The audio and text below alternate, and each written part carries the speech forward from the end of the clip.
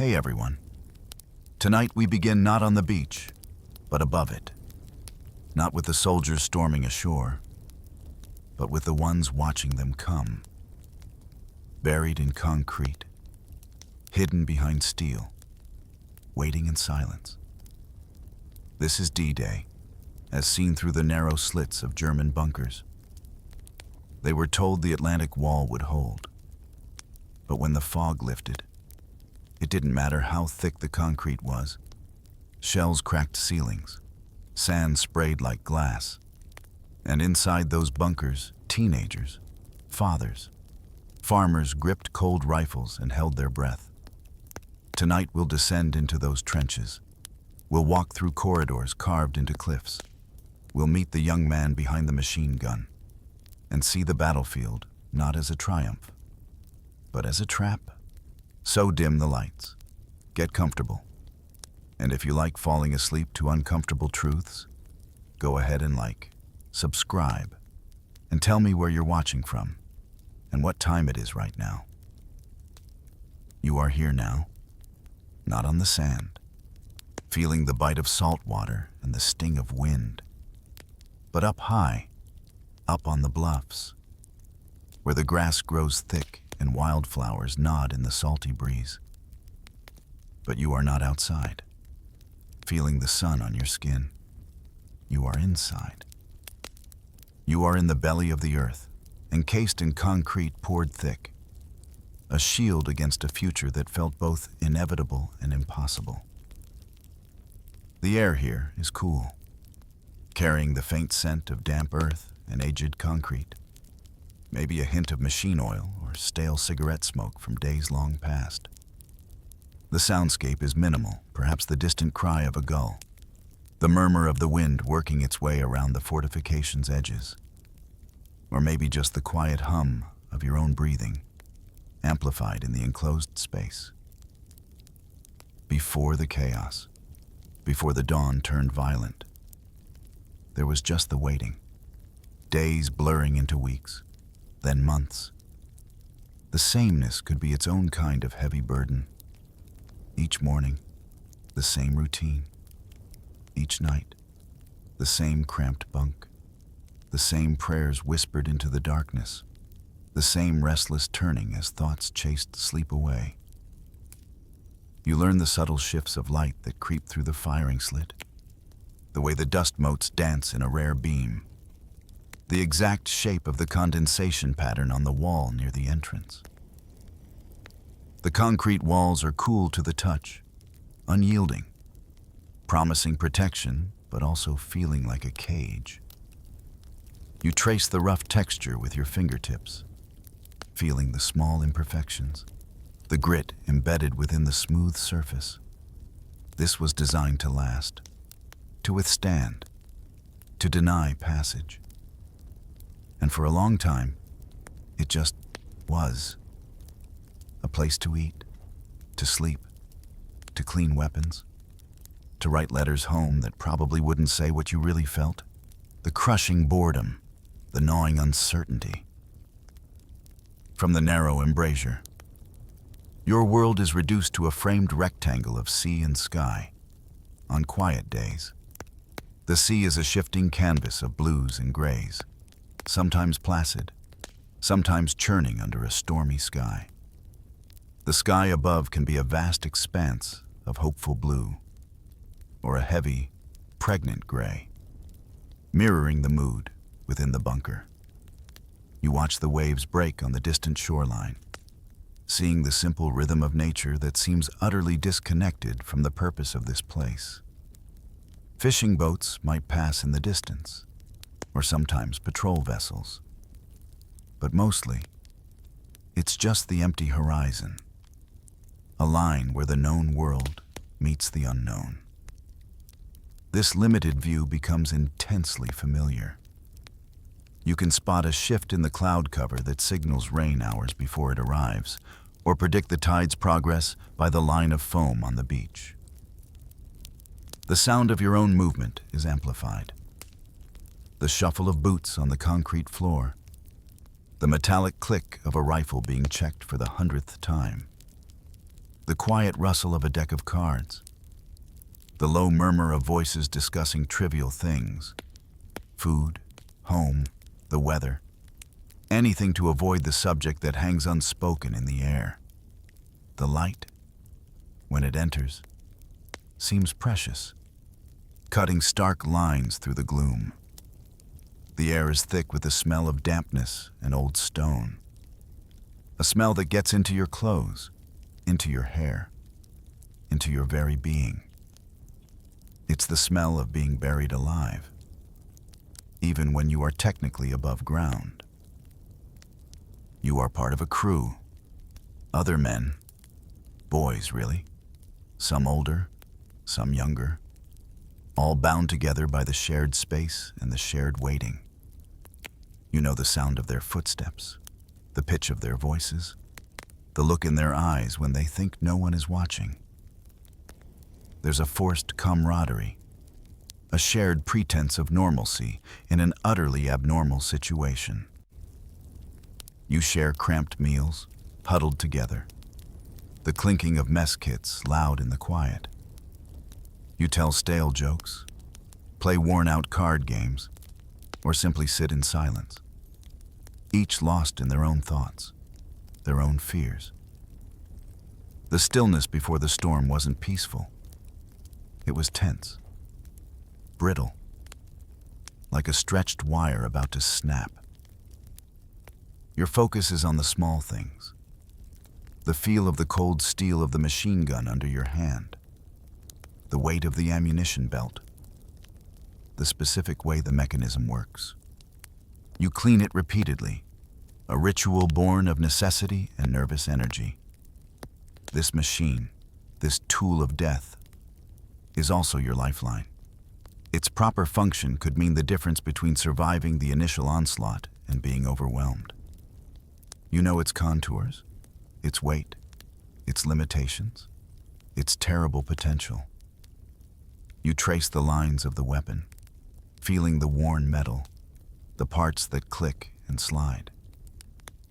It is an extension of yourself in this moment, a silent partner in the long, drawn-out anticipation. The orders are clear. Watch, report, wait. And when the time comes, defend. Defend this stretch of beach, this piece of concrete, this sliver of the Atlantic wall that you inhabit. You are a small, fixed point in a vast defensive line, reliant on the men next to you, and they on you. You imagine the attack, conjuring images from training films or whispered rumors, waves of men, ships filling the horizon, planes darkening the sky. But the reality is always abstract until it isn't. Until the framed rectangle of sea and sky through your embrasure begins to fill with shapes that are not fishing boats, not patrol vessels, but something far, far larger. Until the quiet is broken by a distant rumble that grows, steadily, relentlessly. Like the approaching thunder of a storm you know you cannot escape. The waiting is almost over. The quiet is about to shatter, and you are inside, gripping cold steel, your breath held tight in your chest, watching the sea. Now, shift. You are no longer in the anonymous waiting space. You are specifically at Widerstands Nest 71, WN 71. Say the name in your mind. It sounds solid, grounded, a numbered point of resistance. It sits high, carved into the very bone of the cliff face above what was known as the dog green sector of Omaha Beach. This is prime real estate for defense. From here, the view is commanding, almost panoramic. It is a perspective of terrifying clarity for the defenders and chilling exposure for those below. You stand at an observation point, or perhaps look through a main firing slit, feeling the immense strategic advantage this height provides. The beach unfolds beneath you like a map. You can see the gentle slope of the sand, the line where the water meets the shore. The obstacles scattered across the tide line, metal structures, stakes, twisted wire, all placed with grim purpose. Beyond the beach, the sea stretches out, vast and indifferent. On that morning, it wouldn't be indifferent for long. You can imagine the scene. Even now, the air quiet except for the wind. Before the ships arrived in full force, the beach below might have seemed deceptively peaceful, a quiet stretch of the French coast, but from up here, you knew its potential. You knew every fold in the land behind it, every potential route inland, every angle of fire that could sweep the open sand. This high ground wasn't just a vantage point. It was the anchor of the defense for this section. The nest itself is a network. It's not just one bunker, but a system. Trenches snake across the bluff, winding like hardened arteries or veins, connecting different points of strength. You walk along these trenches, feeling the rough texture of the earth or the sand's bagged walls against your arm. They are deep enough to offer cover, narrow enough to feel restrictive. They lead you from one position to another, a small concrete shelter, a machine gun emplacement half hidden in the slope, a communication post. The earth here remembers the constant traffic of boots, the hurried movements, the nervous pacing. Here and there, you come across firing positions, small concrete structures, reinforced foxholes, or main bunkers. From the embrasures, the machine guns would peer out like cold, mechanical eyes. An MG-34, perhaps? Or an MG-42 weapons designed for one thing, delivering a torrent of bullets. You imagine placing your hands on the steel of the gun mount, feeling its solidity. You picture loading the belt of ammunition, hearing the distinct sound of the rounds seating. You look through the narrow slit that offers protection, but severely limits your peripheral vision. Your world shrinks to that framed rectangle, where life and death would soon play out in stark detail. The bunker structure itself is designed for survival. Walls meters thick, a ceiling designed to withstand tremendous force. There are living quarters, ammunition stores, maybe a small medical aid post, and there are shelters, deep within the earth, reinforced sanctuaries meant to ride out the worst bombardments. You descend into one, maybe a boiler-heated shelter as mentioned in the records. The air changes, becoming warmer, heavier, and the light fades, requiring a lamp or flashlight to cut through the gloom. The sound of the world outside diminishes, muffled by layers of concrete and earth. Inside this shelter, the feeling is different from the firing positions.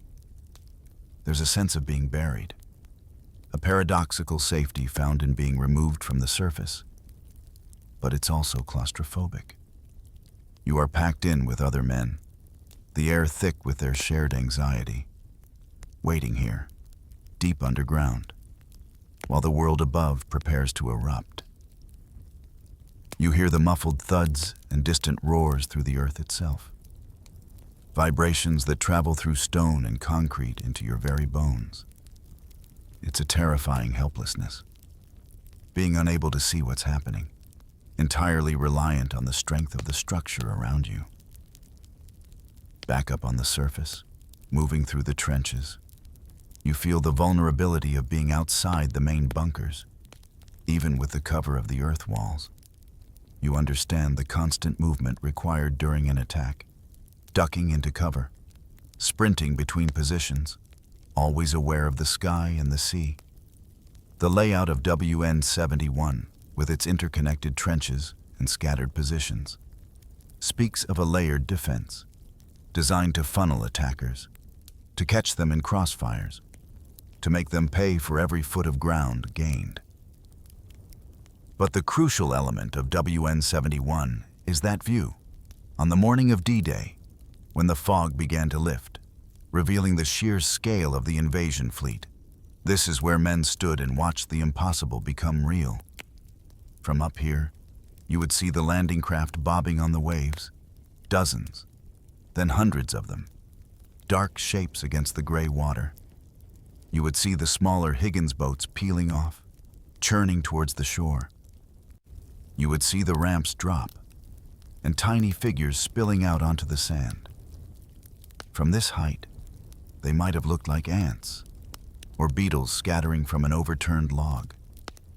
But you knew they were men, and they were coming straight at you.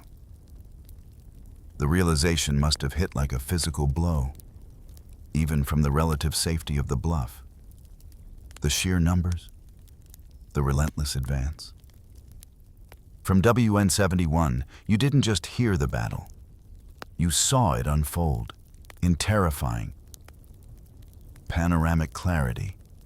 Every sprint across the sand, every fall, every desperate dash for cover would have been visible.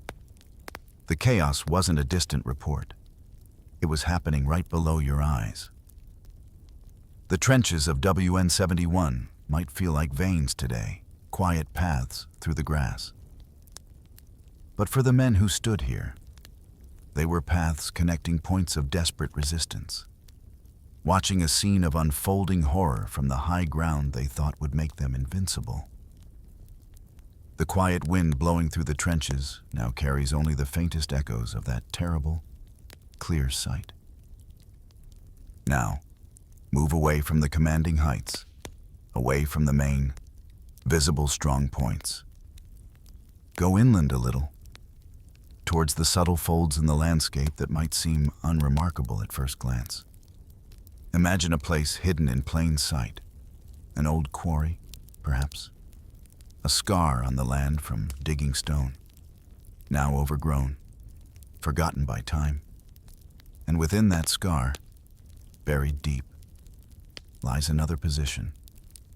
This is the kind of place that wouldn't appear on every map, known only to the men who built it and the few assigned to hold it. It is smaller, more primitive than the imposing concrete bunkers, but no less deadly in its intent. You approach the quarry. The ground is uneven, scattered with loose rocks and prickly bushes. The air here is stiller, less exposed to the sea wind. You look around, and at first, you see nothing but the rough, excavated earth walls of the quarry itself. But then, you spot it. An opening.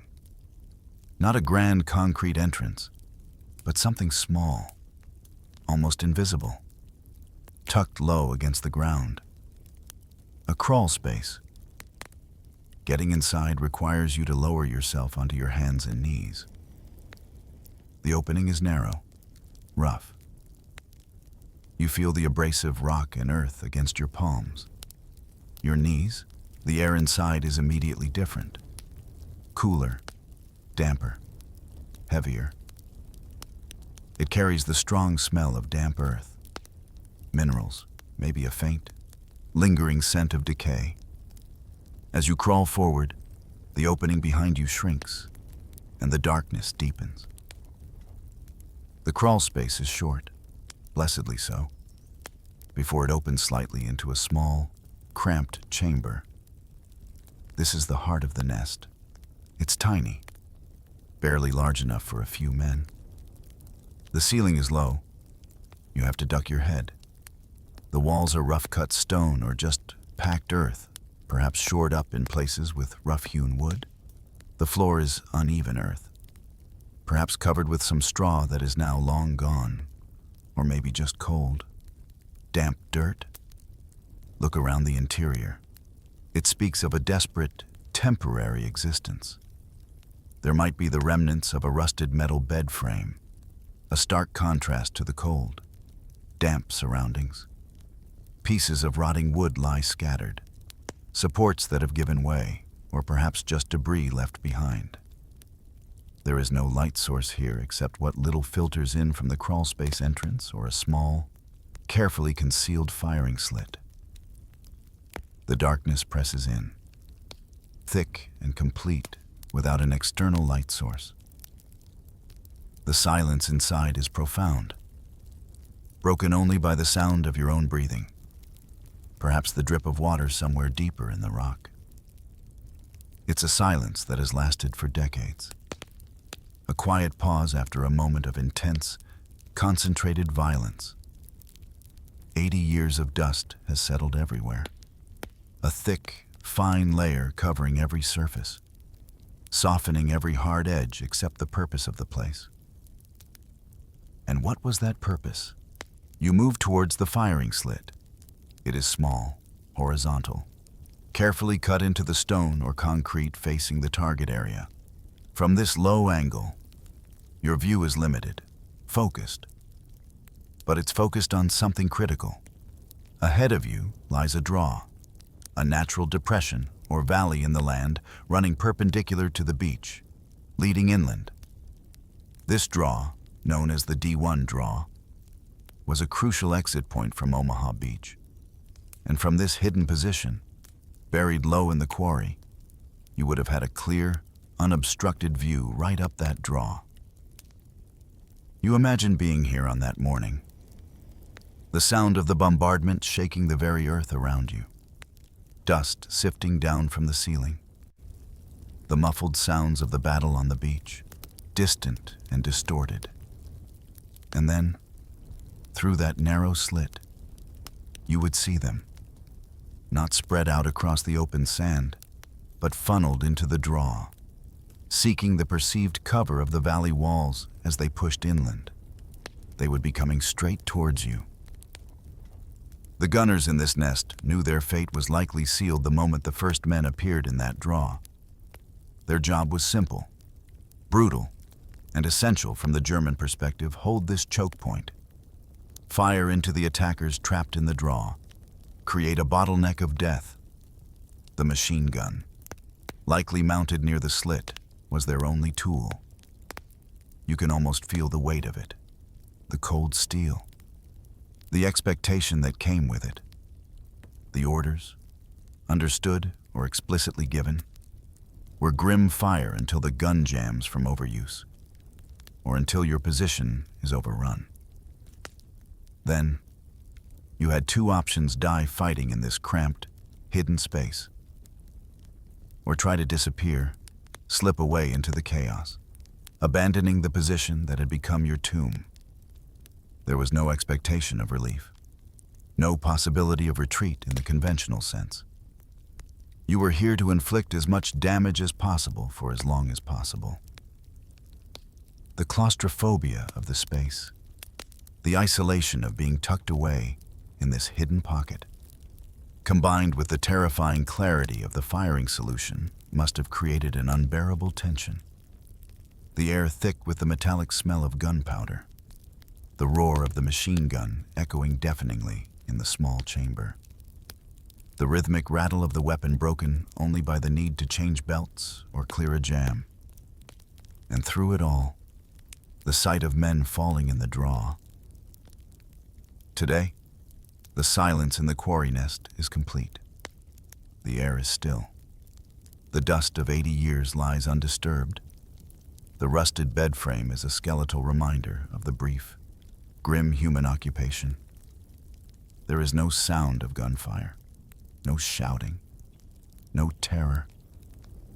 But standing here, ducking in the low chamber, looking out through that narrow slit at the quiet draw, you can feel the weight of what happened here. It wasn't a grand battle. It was a desperate, localized slaughter. A trap sprung from the shadows.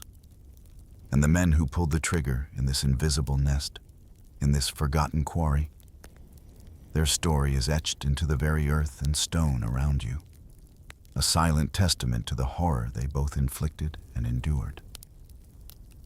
Travel west now along the bluffs. The landscape shifts subtly, the curves of the hills changing, the patches of vegetation varying. You arrive at another strong point, marked on maps as Waiterstands Nest 62, WN 62. This position sits on a ridgeline, offering another critical view, this time overlooking the easy red sector of Omaha Beach, and crucially, the E3 exit, another key route inland. The defenses here are substantial, spread out across the ridgeline and dug deep into the earth beneath the hill. Trenches connect various points. Concrete structures are embedded in the slopes, and observation posts are tucked into the cliff face. But before you explore the full extent of WN62, let's focus on one particular aspect, one particular story that echoes here. Deep beneath the hill, within a concrete shelter, names were etched onto the walls, perhaps scratched with a bayonet tip, or written with a piece of charcoal. Names like Drews, Selbeck, and one name that has become synonymous with the opening moments of the assault on Easy Red, Franz Gockel. He was just a boy, 18 years old.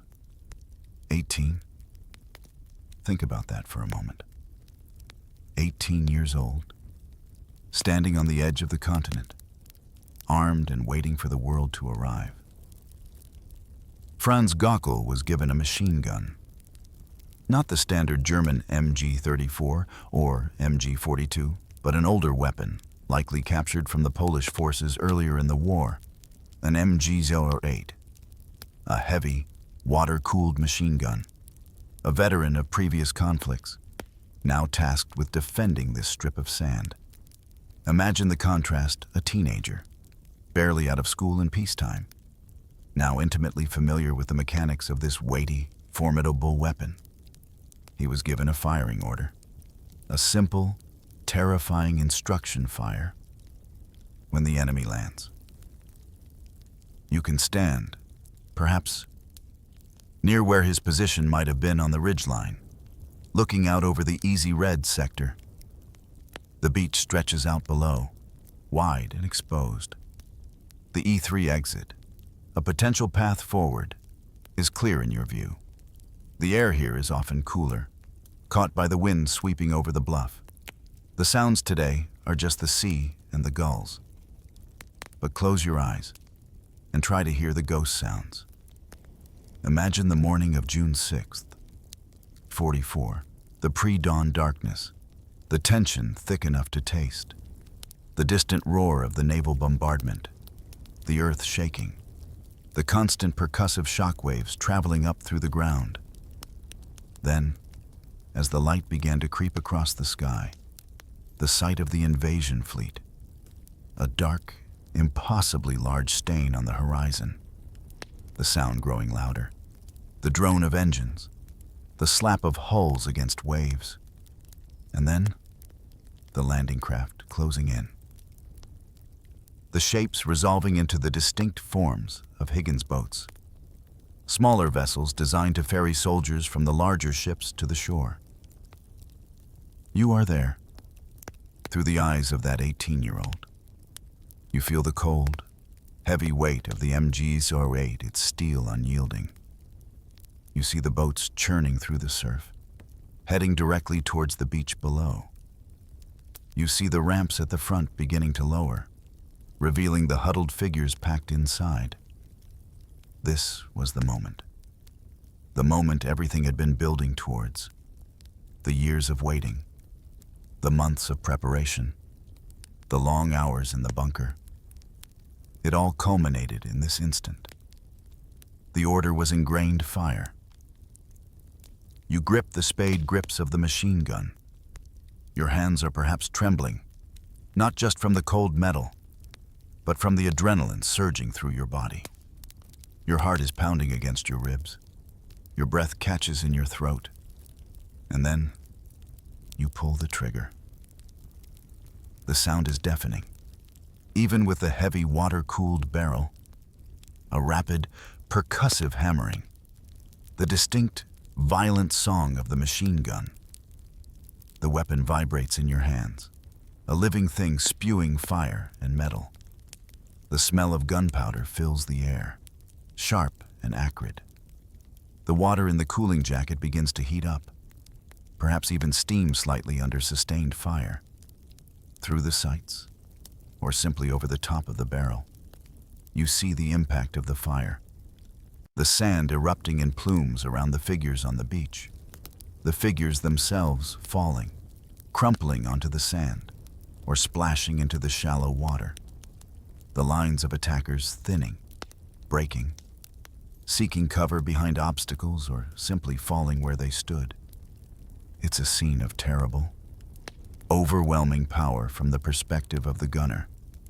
You are a fixed point, delivering death to a moving target. Reports from the time and historical accounts speak of the devastating fire that swept Omaha Beach, particularly in the Easy Red sector.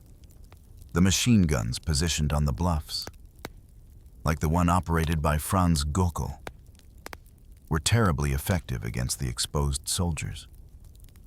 Hundreds fell in those opening minutes, caught in the interlocking fields of fire from the German positions. The sheer volume of fire was unimaginable. The young man behind the gun kept firing, loading belt after belt of ammunition, the rhythm of firing, reloading, firing again, becoming a grim, automatic process. The initial shock giving way to a desperate focus, a narrowing of the world to the sights and the targets. The world outside the firing slit ceased to exist. There was only the machine gun, the ammunition, and the stream of attackers on the beach below. History remembers the impact of that fire. It also remembers the young man who delivered it. Franz Gockel survived the initial onslaught, survived the day, and later recounted his experiences. His story, though just one amongst thousands, became a stark illustration of the reality of D-Day from the German side. The fear, the duty, the terrible effectiveness of the defenses, and the human cost on both sides. The name Franz Gockel, scratched perhaps on a bunker wall deep beneath WN62, whispers of a single young man caught in the maelstrom, armed with an old gun, forever linked to the hundreds who fell under its fire on that terrible morning on Easy Red. The wind on the ridgeline today feels empty, but if you listen closely, you might hear the echo of a sound that marked the beginning of the end for so many. Stay at WN62, but shift your focus from the offensive fire outwards to the defensive experience inwards. The Atlantic Wall positions weren't just designed to shoot. They were also built to withstand. They were meant to be shelters, command posts, observation points from which the battle could be managed, even in the face of overwhelming force. Deep within the complex of WN62, perhaps tucked into the cliff face or buried under layers of earth and concrete, was an observation post, a small, reinforced room with a narrow slit or cupola, specifically designed for forward observers to direct artillery fire from batteries located farther inland. From this vantage point, the observer could see the beach, the sea, and the terrain behind the beach. Their job was vital spot enemy concentrations, identify targets, and relay coordinates back to the guns. You stand inside this post now. It's a cramped space, functional and Spartan. The air feels thick, enclosed. The view through the observation slit is a carefully chosen panorama of the battle zone. You imagine the observer here on D-Day, their eyes pressed to binoculars, scanning the unfolding scene. The air inside would be tense, filled with the crackle of radios or field telephones, voices relaying cryptic codes and coordinates. Fire mission, target grid, adjust fire. The smell of static electricity and perhaps nervous sweat. This was the nerve center for coordinating indirect fire. While the machine guns on the beach defenses provided direct, close-range firepower, the artillery provided the long reach, capable of raining shells down on areas farther inland or targeting ships offshore. The observer here was the critical link in that chain, turning sight into destruction miles away. But these observation posts, despite their reinforced construction, were also primary targets. The Allies knew that silencing the eyes of the German artillery was crucial, and the bombardment that preceded and accompanied the landings was immense. Naval guns from the ships offshore, aerial bombs from planes overhead, a constant, terrifying barrage aimed at softening and neutralizing the German defenses. Imagine being in that observation post when the shells began to fall directly on WN-62. The sound would be unimaginable. Not just the distant thud of explosions, but the direct impact on the structure itself. A naval shell, weighing hundreds of pounds, hitting the concrete ceiling or the earth berm above you. The sound is a deafening, concussive roar that penetrates even the thickest walls. The bunker doesn't just shake, it reverberates. The very earth around you seems to scream as it absorbs the impact. Dust sifts down from the ceiling, fine grit stinging your eyes, coating your tongue. The air is filled with the smell of pulverized concrete and hot metal. Inside the confined space, objects are thrown from shelves, equipment is damaged. The light, perhaps from a flickering lamp, is extinguished by the shockwave. You are plunged into darkness. The only sensation, the violent shaking and the unbearable noise. The feeling of helplessness must have been absolute. Buried underground, unable to see the source of the attack, subjected to a physical assault that threatened to tear the structure apart around you. The concrete, your shield, becomes a source of noise and vibration. You are at the mercy of unseen forces. Records speak of the sheer intensity of the bombardment. Steel supports within the bunkers twisted and bent under the strain. Concrete fractured and spalled, chunks breaking away from the walls and ceiling. The earth above was churned and cratered, transforming the landscape. Even structures designed to withstand tremendous force were pushed to their breaking point. In the midst of this chaos, communications were vital. The observer needed to report damage, call for support, continue directing fire if possible. But the very bombardment that necessitated their reports also severed their lifelines. Telephone lines were cut by shell fire, radio antennas destroyed. There is a name associated with WN-62 during this time, Bernard Firking, an officer, perhaps in this observation post or a nearby command bunker.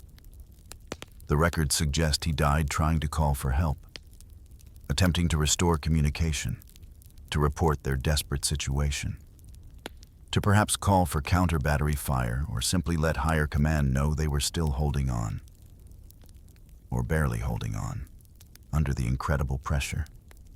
Imagine the final moments, the frantic efforts to get a signal out, the noise, the dust, the fear, until the next impact silenced the line, and him forever.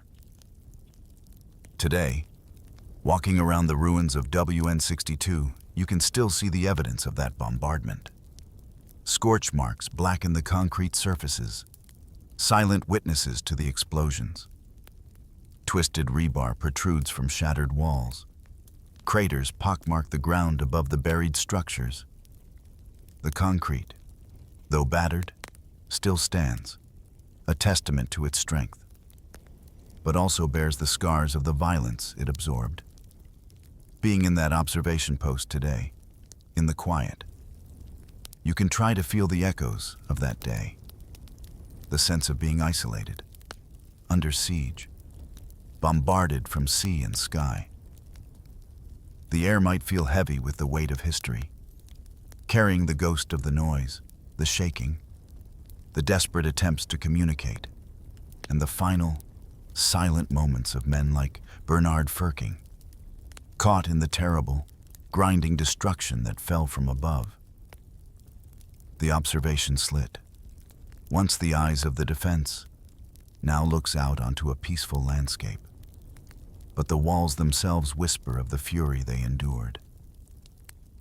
Still at WN62, turn your attention to the most visible symbols of its strength, the large gun bunkers, the casemates. These were designed to house heavy artillery pieces, usually aimed out to sea or across the beach, intended to smash landing craft before they could reach the shore or sweep the beach with direct fire. At WN62, there were at least 2 such casemates intended to house 75mm cannons. These structures are imposing from the outside, massive blocks of reinforced concrete. Their walls and roofs meters thick, designed to be virtually impervious to standard bombardment. They represent a significant investment of resources and a core element of the Atlantic Wall concept fixed. Heavy firepower protected by formidable defenses. One of the casemates at WN62 was completed and had its 75mm gun installed and ready for D-Day. The other, tragically for the German defenders, was not.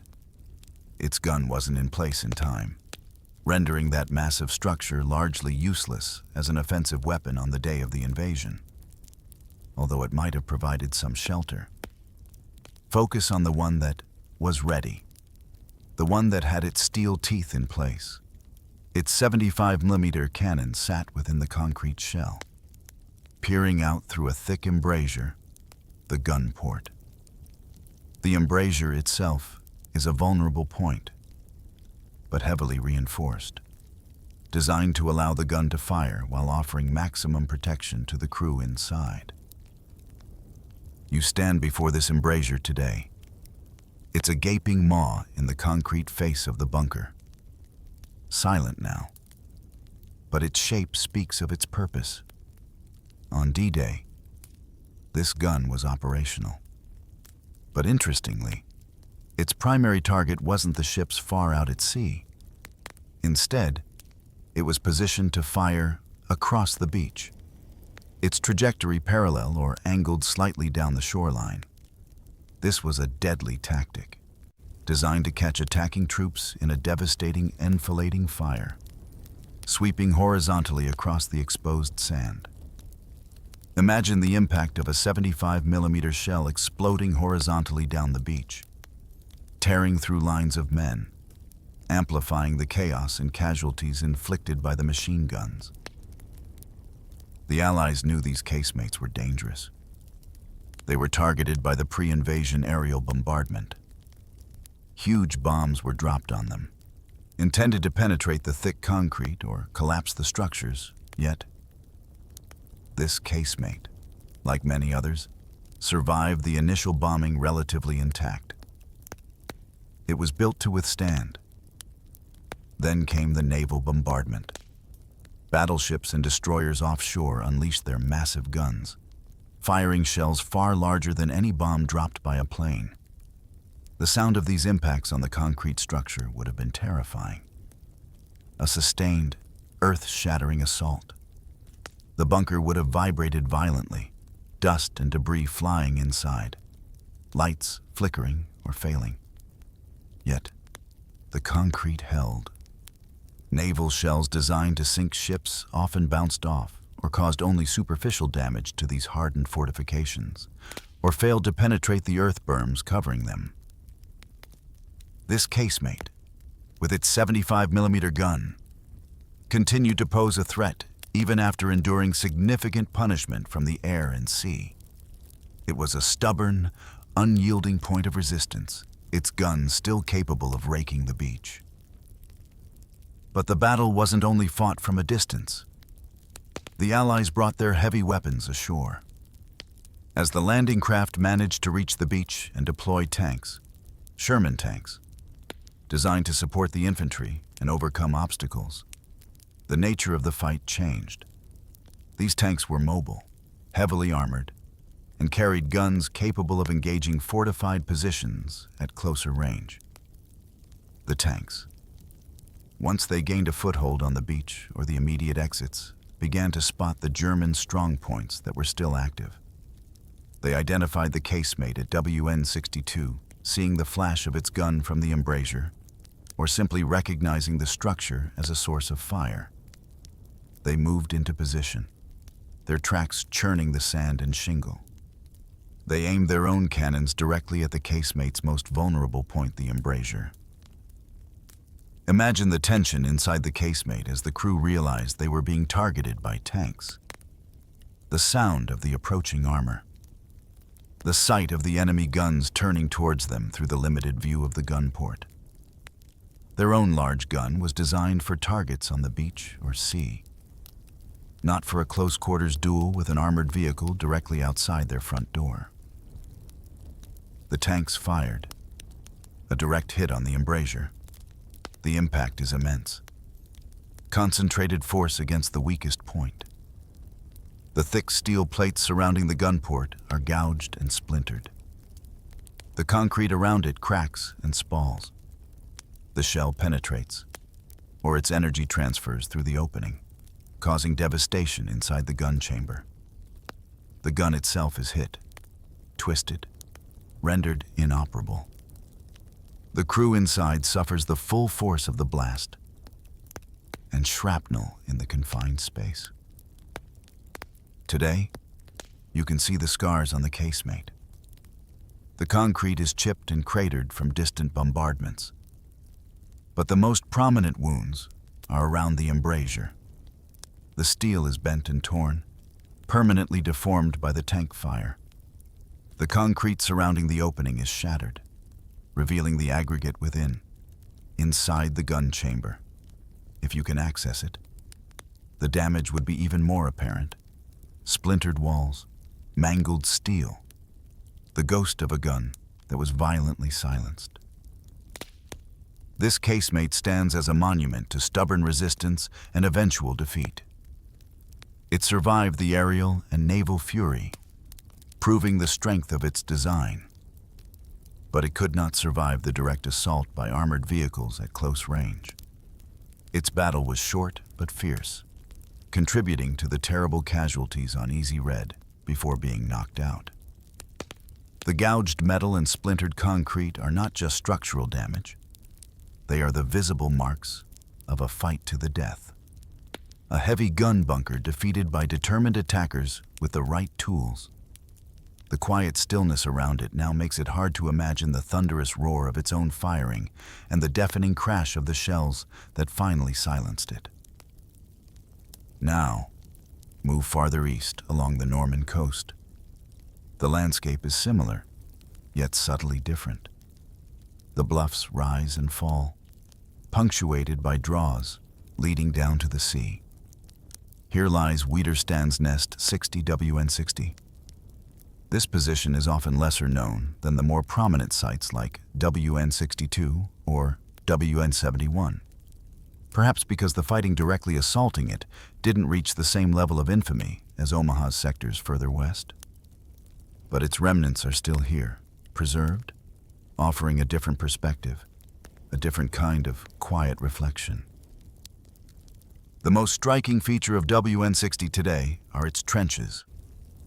While trenches existed at many strong points, here they are particularly well preserved and accessible. You can actually walk them, following the paths carved into the earth 80 years ago. Step down into a trench. The walls rise around you, maybe waist high, maybe chest high, depending on the original construction and the erosion of time. The earth feels cool and solid, sometimes sandy, sometimes loamy, depending on the specific location. Walking these trenches is a visceral experience.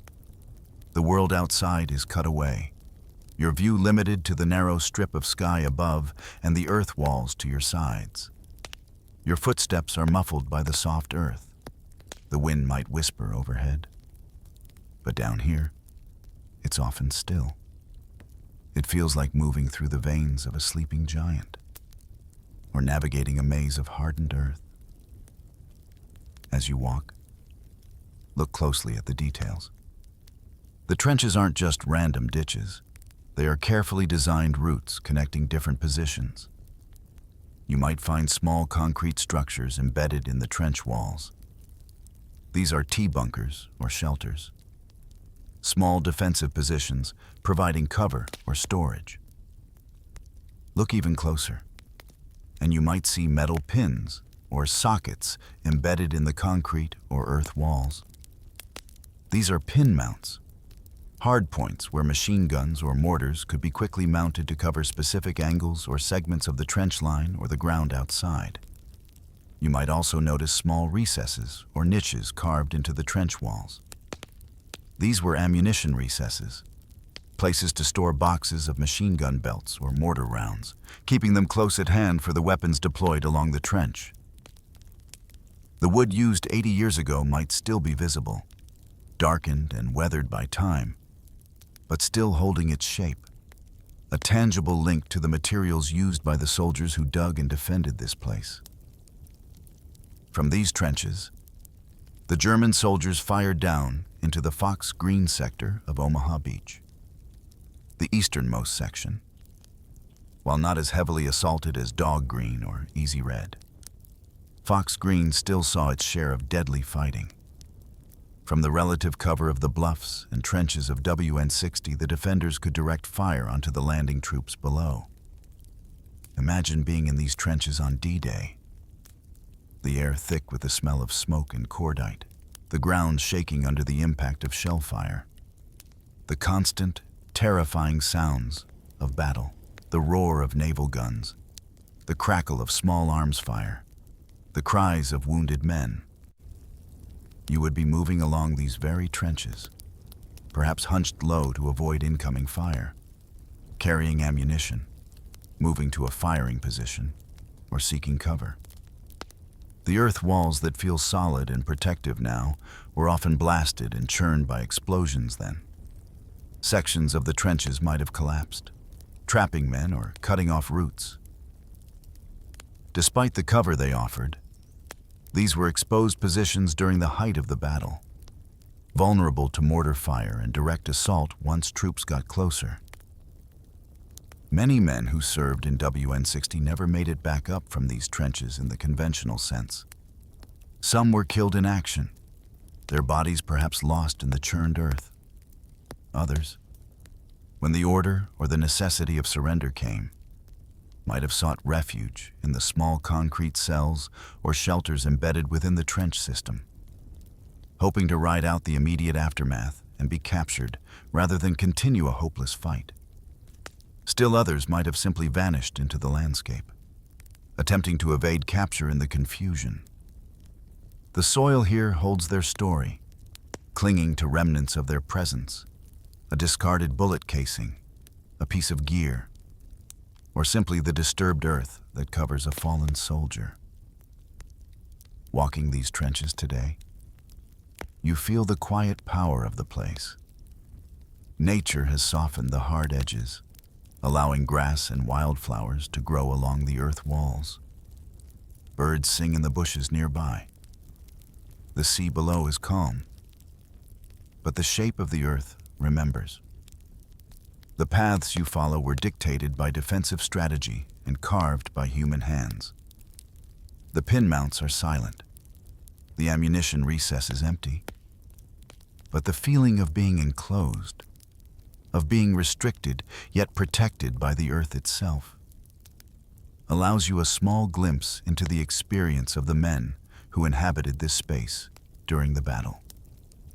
The soil clings to your boots as you walk. As it clung to their boots, it is a tangible connection across 80 years. It is earth that absorbed the shock of explosions and perhaps the blood of soldiers. These forgotten trenches of WN-60 whisper their stories not with sound, but with form and texture, asking you to remember the men who waited and fought and died within their earthy embrace on that long-ago day. As you move away from the specific strong points, walking the ground just behind the bluffs, the landscape opens up slightly. The views expand beyond the narrow slits and trench lines. Here, among the gentler slopes leading back from the immediate cliff edge, were other elements of the German defense. Artillery pieces intended to engage targets farther out or provide supporting fire. Consider one such position. Perhaps a 75mm artillery piece, similar to the one in the WN-62 casemate, but positioned in an open emplacement or a less hardened revetment, aimed directly at the surf line. Its purpose was clear: disrupt the landing process as early as possible, firing on landing craft before they reached the obstacles, or even on the larger ships if the opportunity arose.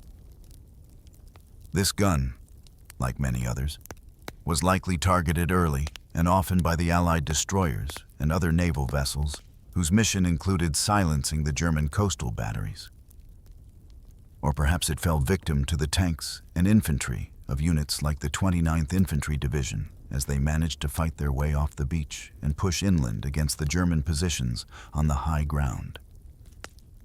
In the chaos of the battle, pinpointing the exact fate of every single gun is difficult, often lost in the fog of war. But its story is told in the aftermath. Photos taken shortly after the battle tell a stark story. Images of captured German positions, the guns silent and abandoned. And sometimes, on the protective earth mounds or concrete glacis around these gun positions, you can see them chalk marks, simple lines or crosses, tally marks drawn by the victorious Allied soldiers, kill tallies, marks indicating how many targets that particular gun position was believed to have destroyed or hit. They are crude, temporary markings, war trophies drawn in the immediate aftermath of the fighting. You look out over the landscape today. The bushes that might have provided some concealment for the gun or its crew 80 years ago have been cleared back in many areas. The view from where that gun might have stood is now open, unimpeded. You can see the sweep of the coast, the wide expanse of the sea. It is a peaceful, beautiful view now, bathed in sunlight, the air clean and fresh. But standing here, knowing what this place was, seeing the clear line of sight to the beach and the sea, the contrast is jarring. This open view, so serene now, was once a deadly firing lane, and those simple chalk marks, seen in old black and white photos, represent not just numbers, but the terrible effectiveness of the weapon and the human cost it inflicted. They are a chilling reminder that the ground you stand on was a place of killing and dying. Near this gun position, perhaps, there might have been a small tunnel, not a massive, reinforced bunker, but a short, crude excavation into the side of the earth berm or slope. It would have been enough to shield the gun crew during periods of intense incoming fire, a temporary refuge from the storm of steel. It would be cramped, dark, smelling of damp earth and fear, a place to huddle, listen to the explosions overhead, and pray for it to stop. Today, such tunnels might be collapsed, overgrown, or barely discernible, a forgotten feature of the landscape. But its existence speaks to the experience of the soldiers, not just operating the gun, but also surviving the enemy's attempts to destroy it. Today, the view is open. The sky is vast. The sea is blue. There are no chalk marks on the clean grass or concrete. The silence is profound. But the truth of this place, and all the places you have explored on these bluffs, is laid bare in the open view and the lingering remnants. D-Day wasn't just the story of bravery and sacrifice on the beaches, the courage of the landing troops facing unimaginable fire. It was also a story of terror in the hills. It was the terror of the men in the bunkers, the trenches, the gun positions, who were told to hold the line, who knew they were the fixed targets for an overwhelming force. It was the terror of waiting, of enduring the bombardment, of seeing the enemy approach, of facing the inevitable. It was the terror of being trapped in concrete and earth, wielding weapons with grim determination, inflicting death while knowing their own end might be moments away. The men in these bunkers, these wider stands nests, they weren't just anonymous figures in a uniform. They were teenagers like Franz Gurkel, officers like Bernard Furking, men whose names might be lost to history, but whose presence is still felt in the spaces they inhabited. They were farmers, factory workers, students, pulled into a war they didn't necessarily start, ordered to defend a coastline against an enemy they might never have truly understood. Today, the concrete structures stand as silent sentinels, battered but enduring. The trenches are quiet paths through the grass. The firing slits look out onto a peaceful sea, but the air still holds the memory of waiting, of tension, of violence. As the sun sets on these bluffs, casting long shadows over the quiet landscape, remember the view from the other side. Remember the men who were waiting, holding their breath, gripping cold rifles, seeing the battlefield not as a point of attack, but as a trap closing around them. Their story is embedded in the very earth and stone of this coast, a silent, enduring testament to a day seen through German eyes. And perhaps, in the stillness, you can hear the faint whisper of their presence, carried on the wind sweeping over the quiet hills above Omaha Beach. The story of Cleopatra has ended, but female power in Egypt didn't begin or end with her. Around you rise statues of Kings Ramesses, Thutmose, Akhenaten carved into stone, staring across millennia. Their names are loud, their monuments enormous. But where are the women? You know Cleopatra, her face on coins, her name in plays. But what about the others, the queens whose names have faded, whose faces were never carved 30 feet tall, but who ruled nonetheless, pharaohs in their own right, warriors, builders, regents, mothers of kings, and sometimes kings themselves.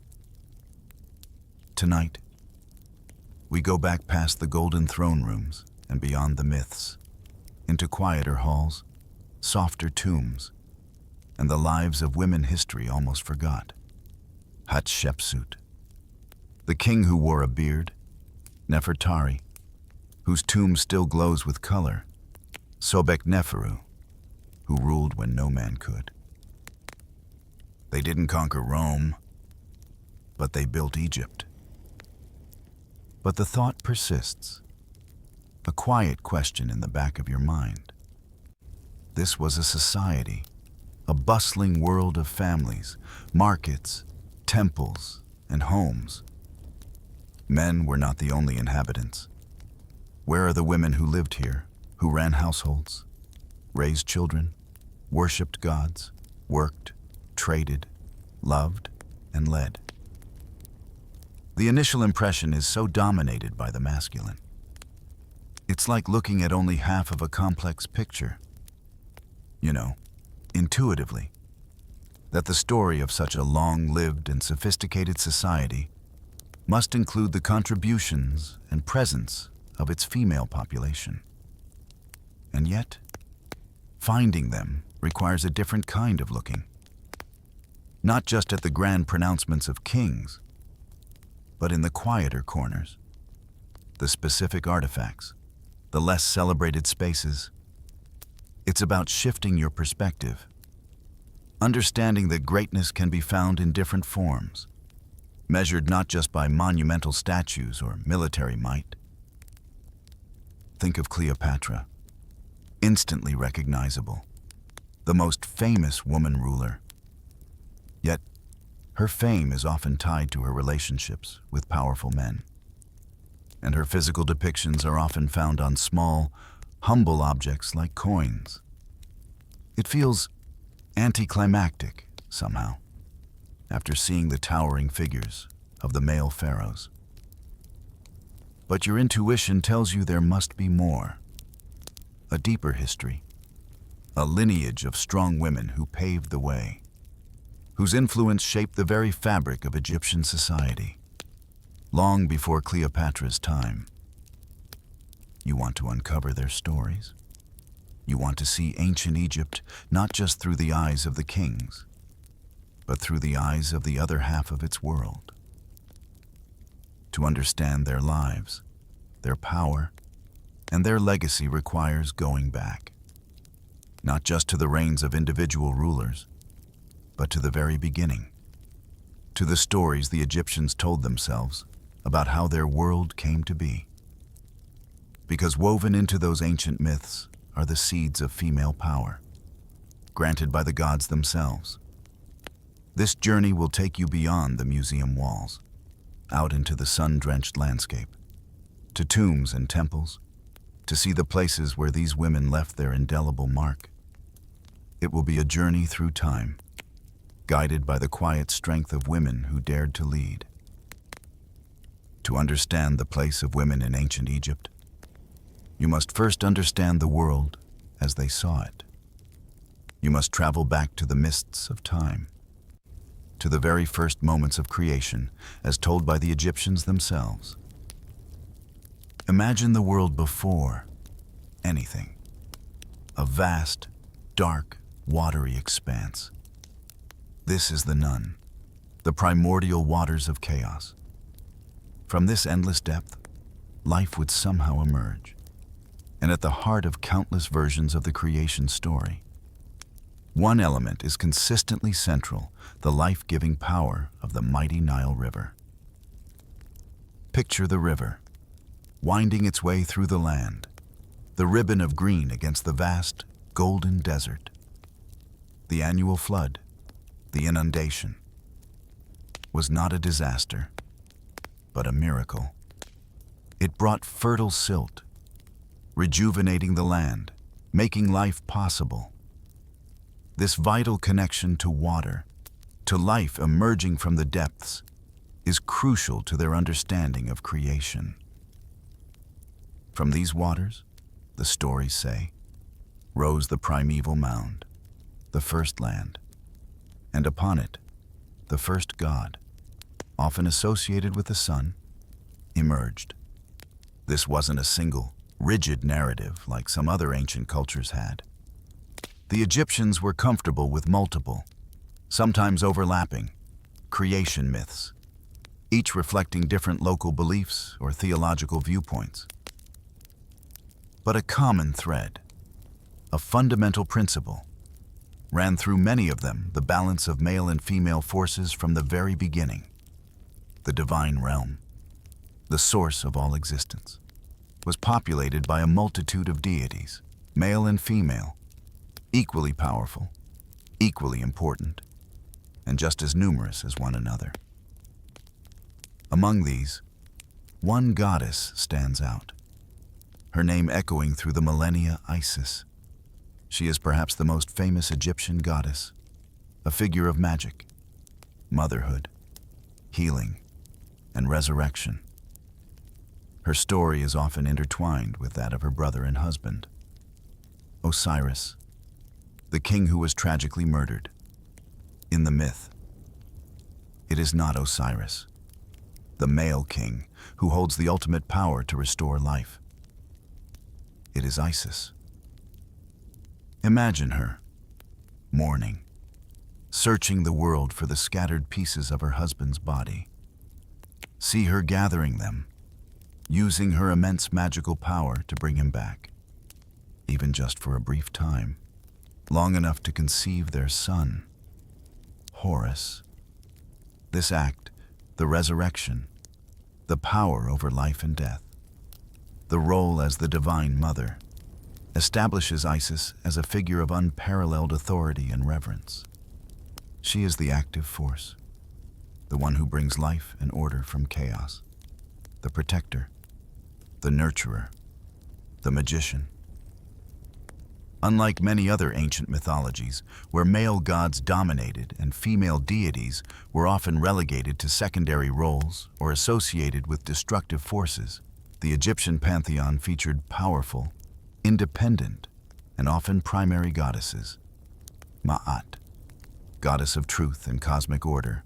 Hathor, goddess of love, beauty, music, and motherhood. Sekhmet, the fierce lioness goddess of war and healing. Nut, the sky goddess whose body arched over the earth. This divine landscape, where goddesses held such prominent and powerful positions, provided a framework, a cultural foundation, for the roles and status of women in earthly society. If goddesses could be powerful, active, and central to creation and cosmic order, then surely women on Earth could hold positions of influence, own property, conduct business, and even rule. The veneration of Isis as the divine mother figure, the source of life and protection, resonated deeply in Egyptian society. It elevated the role of motherhood and subtly, or not so subtly, conferred a certain prestige and potential power upon women in their earthly lives. It suggested that the capacity for creation, for nurturing life, held within it a powerful, perhaps even divine, authority. And it is through the lens of this creation story, this world populated by powerful goddesses, that you begin to understand how extraordinary women could rise to positions of prominence in ancient Egypt. The first woman you will seek out, one who lived in the very early days of the pharaohs, in the Old Kingdom, more than 400 or 500 years ago, gained her own power and prestige directly tied to this most fundamental of roles as a mother. Her name was Hetepheres. Travel now to the edge of the vast western desert, to a place where the sand meets the cultivated land, where the sun begins its slow journey towards the horizon, the land of the West. Traditionally the place of the dead for the ancient Egyptians, this is the Giza Plateau. Stand beneath the immense shadow of the Great Pyramid of Giza. You've seen pictures, of course, but nothing prepares you for its sheer scale. It rises before you, a mountain of stone, the final resting place of the powerful Old Kingdom pharaoh Khufu. Tourists mill about, gazing up in understandable awe at its monumental presence. It is vast, grand, imposing. But you are here to see something less immediately obvious, something perhaps even more profoundly interesting. Look away from the largest pyramid, towards an area slightly apart, towards what might, at first glance, appear to be little more than a depression in the ground, a simple opening in the rock and sand. This is where you must look to find the origins, the true beginning of this entire sprawling necropolis. What you see is just a hole in the ground, is the entrance to the tomb of Queen Hetepheres. She was not a pharaoh herself, not a ruler in the sense of a king. Her power came from a different source. One recognized and deeply valued in Egyptian society, she was the mother of the king. Hetepheres was Khufu's mother, the woman who gave life to the builder of the Great Pyramid. In the Egyptian belief system, death was not an end, but a transition.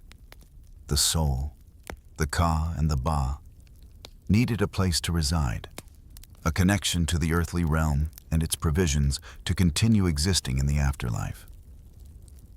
The elite, especially the royal family, built increasingly elaborate tombs to house their physical remains and their worldly possessions, ensuring their rebirth and continued existence. Khufu, recognizing the profound importance of his mother, wanted her buried close by, not just out of affection, perhaps, but because her role as his mother, the source of his life, was intimately connected with the concept of his own rebirth into the next world. It was believed the mother's life-giving force continued to be vital even after her death, supporting her son's journey into eternity. So, here, on this plateau that was largely empty before her time, the tomb of the Queen Mother was prepared. This seemingly humble entrance leads down a steep shaft, about 65 feet deep, to the burial chamber below. And it was there, discovered in 1925, that Heteferi's personal belongings were found, remarkably intact.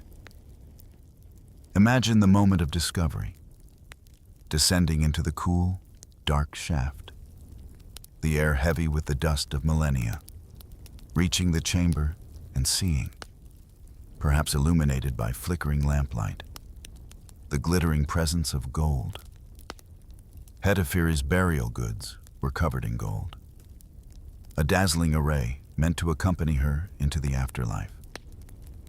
This tomb is the oldest intact royal burial ever discovered in Egypt, predating the famous tomb of Tutankhamun by some 1,300 years. Imagine that continuity, that glimpse into a world so incredibly distant.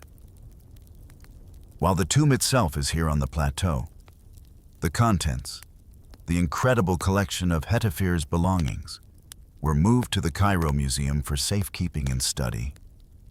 Go there now, to a quiet corner, away from the colossal statues of kings, to see her world preserved. Stand before the display. It's like stepping into her private chambers, frozen in time. See what has been called the ultimate in flat-pack furniture, her bedroom suite. There is her bed, its frame simple yet elegant, her silver headrest, designed to support her head while sleeping, a surprisingly intimate object, one of her gold thrones, a symbol of her status, even if not a reigning queen, and numerous gold-covered boxes, perhaps holding clothes, cosmetics, or other personal effects. Among these treasures, one particular collection catches your eye: her jewelry, spectacular silver bangles, meant to be worn up her arms. Look closely, noticing the detail. They aren't mass-produced.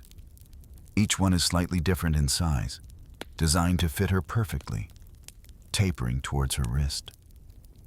They were made just for her, bespoke, unique.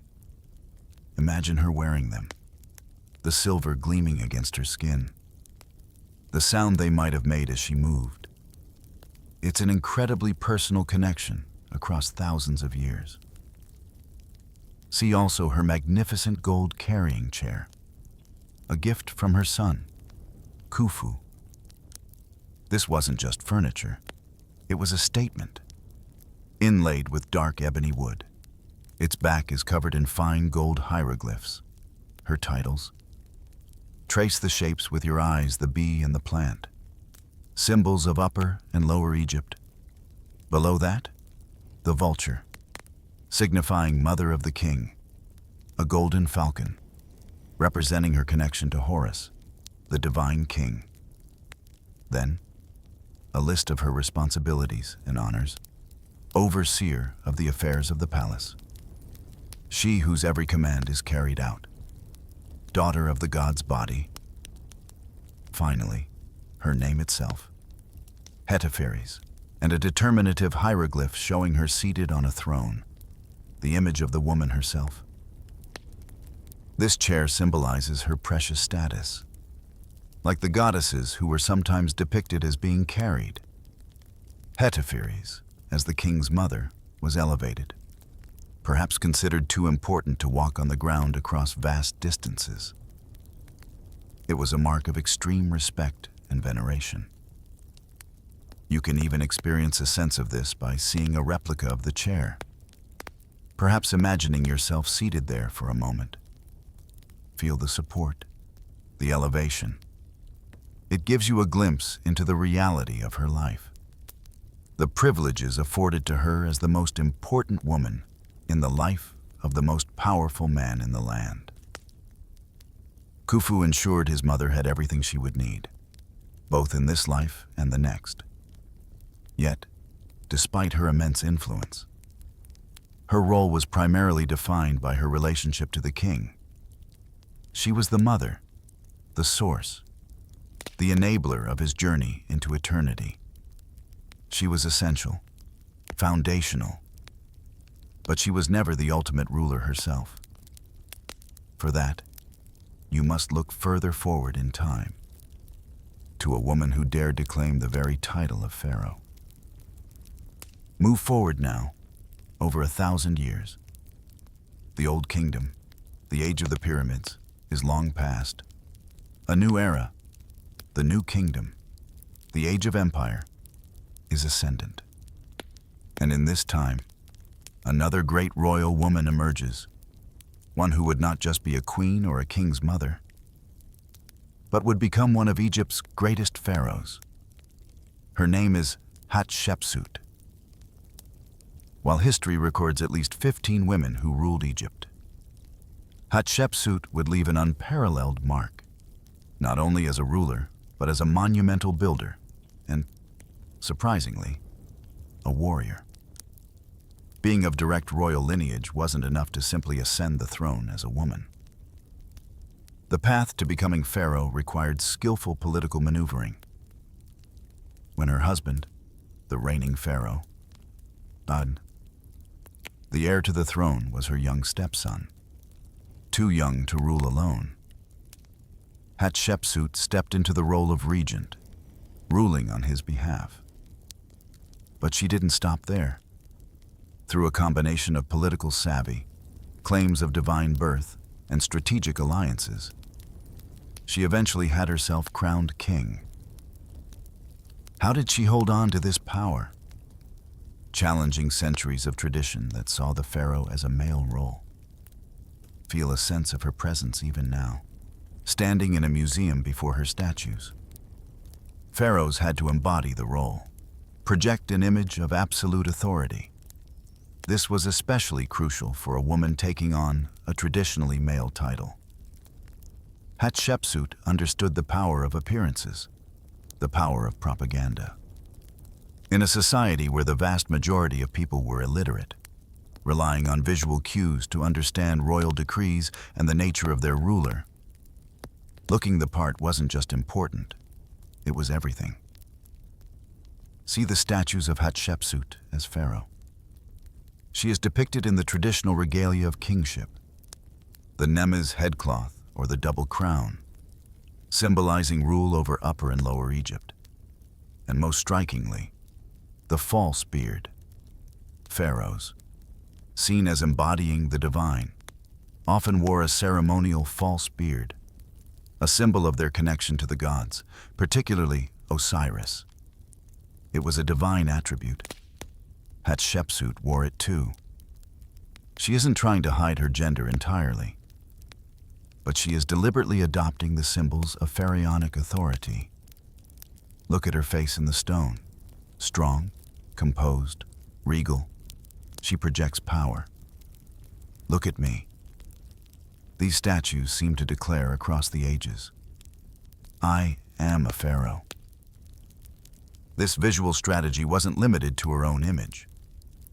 Hatshepsut expanded her power base southward, about 310 miles south of Cairo, to Thebes, the great religious capital, known today as Luxor. Here, she remodeled the landscape, commissioning a series of monumental buildings that would serve as permanent statements of her reign and legitimacy. The most famous of these is her funerary temple at Deir el-Bahari, known in ancient times as Djeser Djeseru, the most sacred of sacred places. Travel there now, the landscape opening up before you. The temple seems to emerge organically from the foot of the towering golden cliffs. Its clean, geometric lines, a stunning contrast to the rugged, ancient rock face behind it. It is breathtakingly beautiful, surely one of the most spectacular temples in all of Egypt. This wasn't just built for aesthetic pleasure. Hatshepsut chose this location for specific, strategic reasons. Firstly, it lay directly across the Nile from the great temple of Karnak, the cult center of the state god, Amun-Ra. This placed her temple in direct symbolic alignment with the most powerful deity in the land. Secondly, she intended for offerings to be left here for her soul for eternity. This location was separate from her actual tomb in the Valley of the Kings, ensuring that the rituals and offerings would continue without disturbing the peace of her burial place. And thirdly, and perhaps most importantly, for understanding her political genius. The walls of the temple were covered with elaborate scenes personally selected by Hatshepsut. These weren't just generic religious scenes. They depicted her divine birth, orchestrated by Amun himself, and showed pivotal moments of her reign, emphasizing her right to the throne. This temple was a monumental piece of permanent political propaganda, etched in stone for all to see, a constant visual reaffirmation of her legitimacy as pharaoh.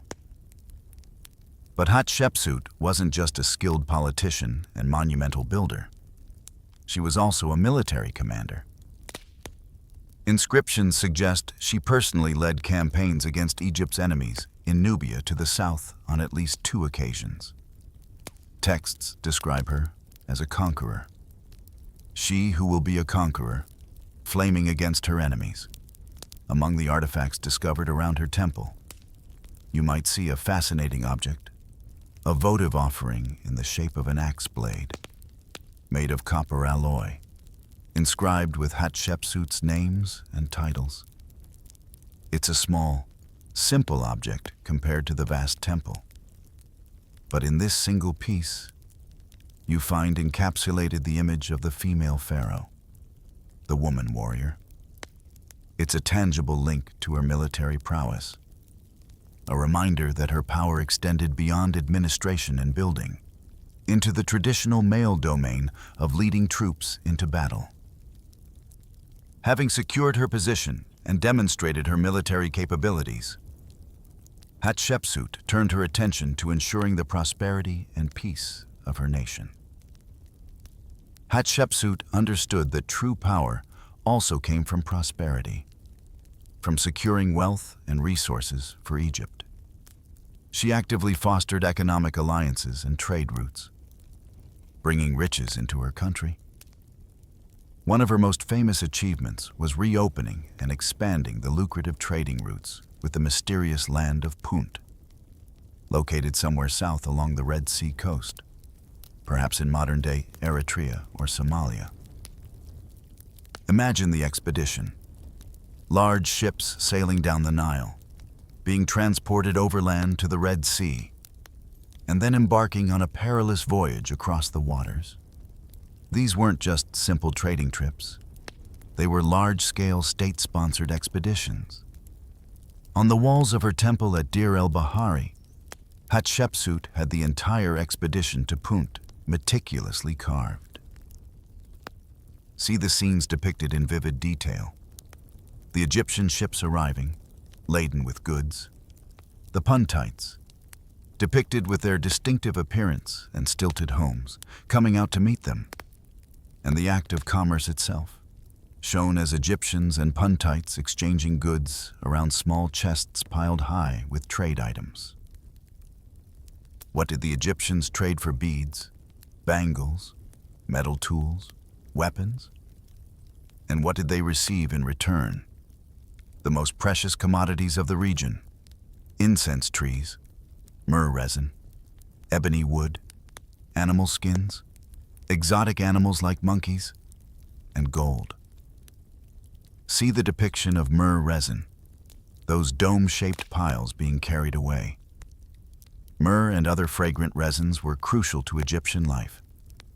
They were used in temple rituals, in the complex process of mummification, and as key ingredients in perfumes and cosmetics. Hatshepsut herself is known to have used fragrant myrrh oil, rubbing it into her skin. In her own words, she wanted to gleam like the stars before the whole land.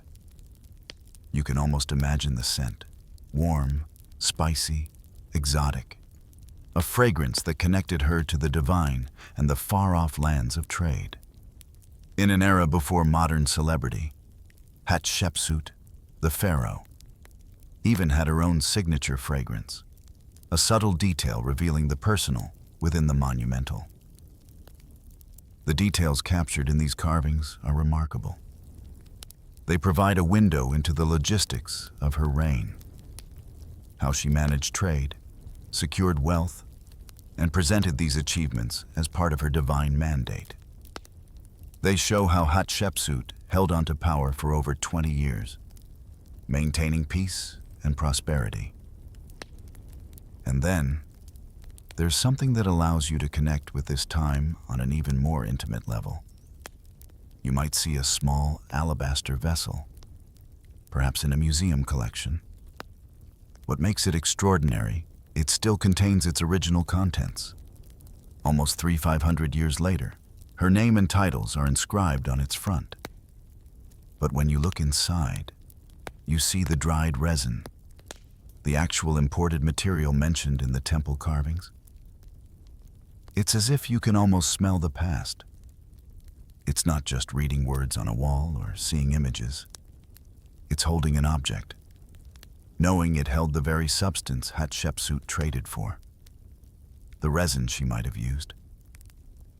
It's a moment of tangible time travel, connecting you directly to the world she lived in, to the smells and textures of her daily life, bridging the millennia. Hatshepsut's reign was a period of remarkable success.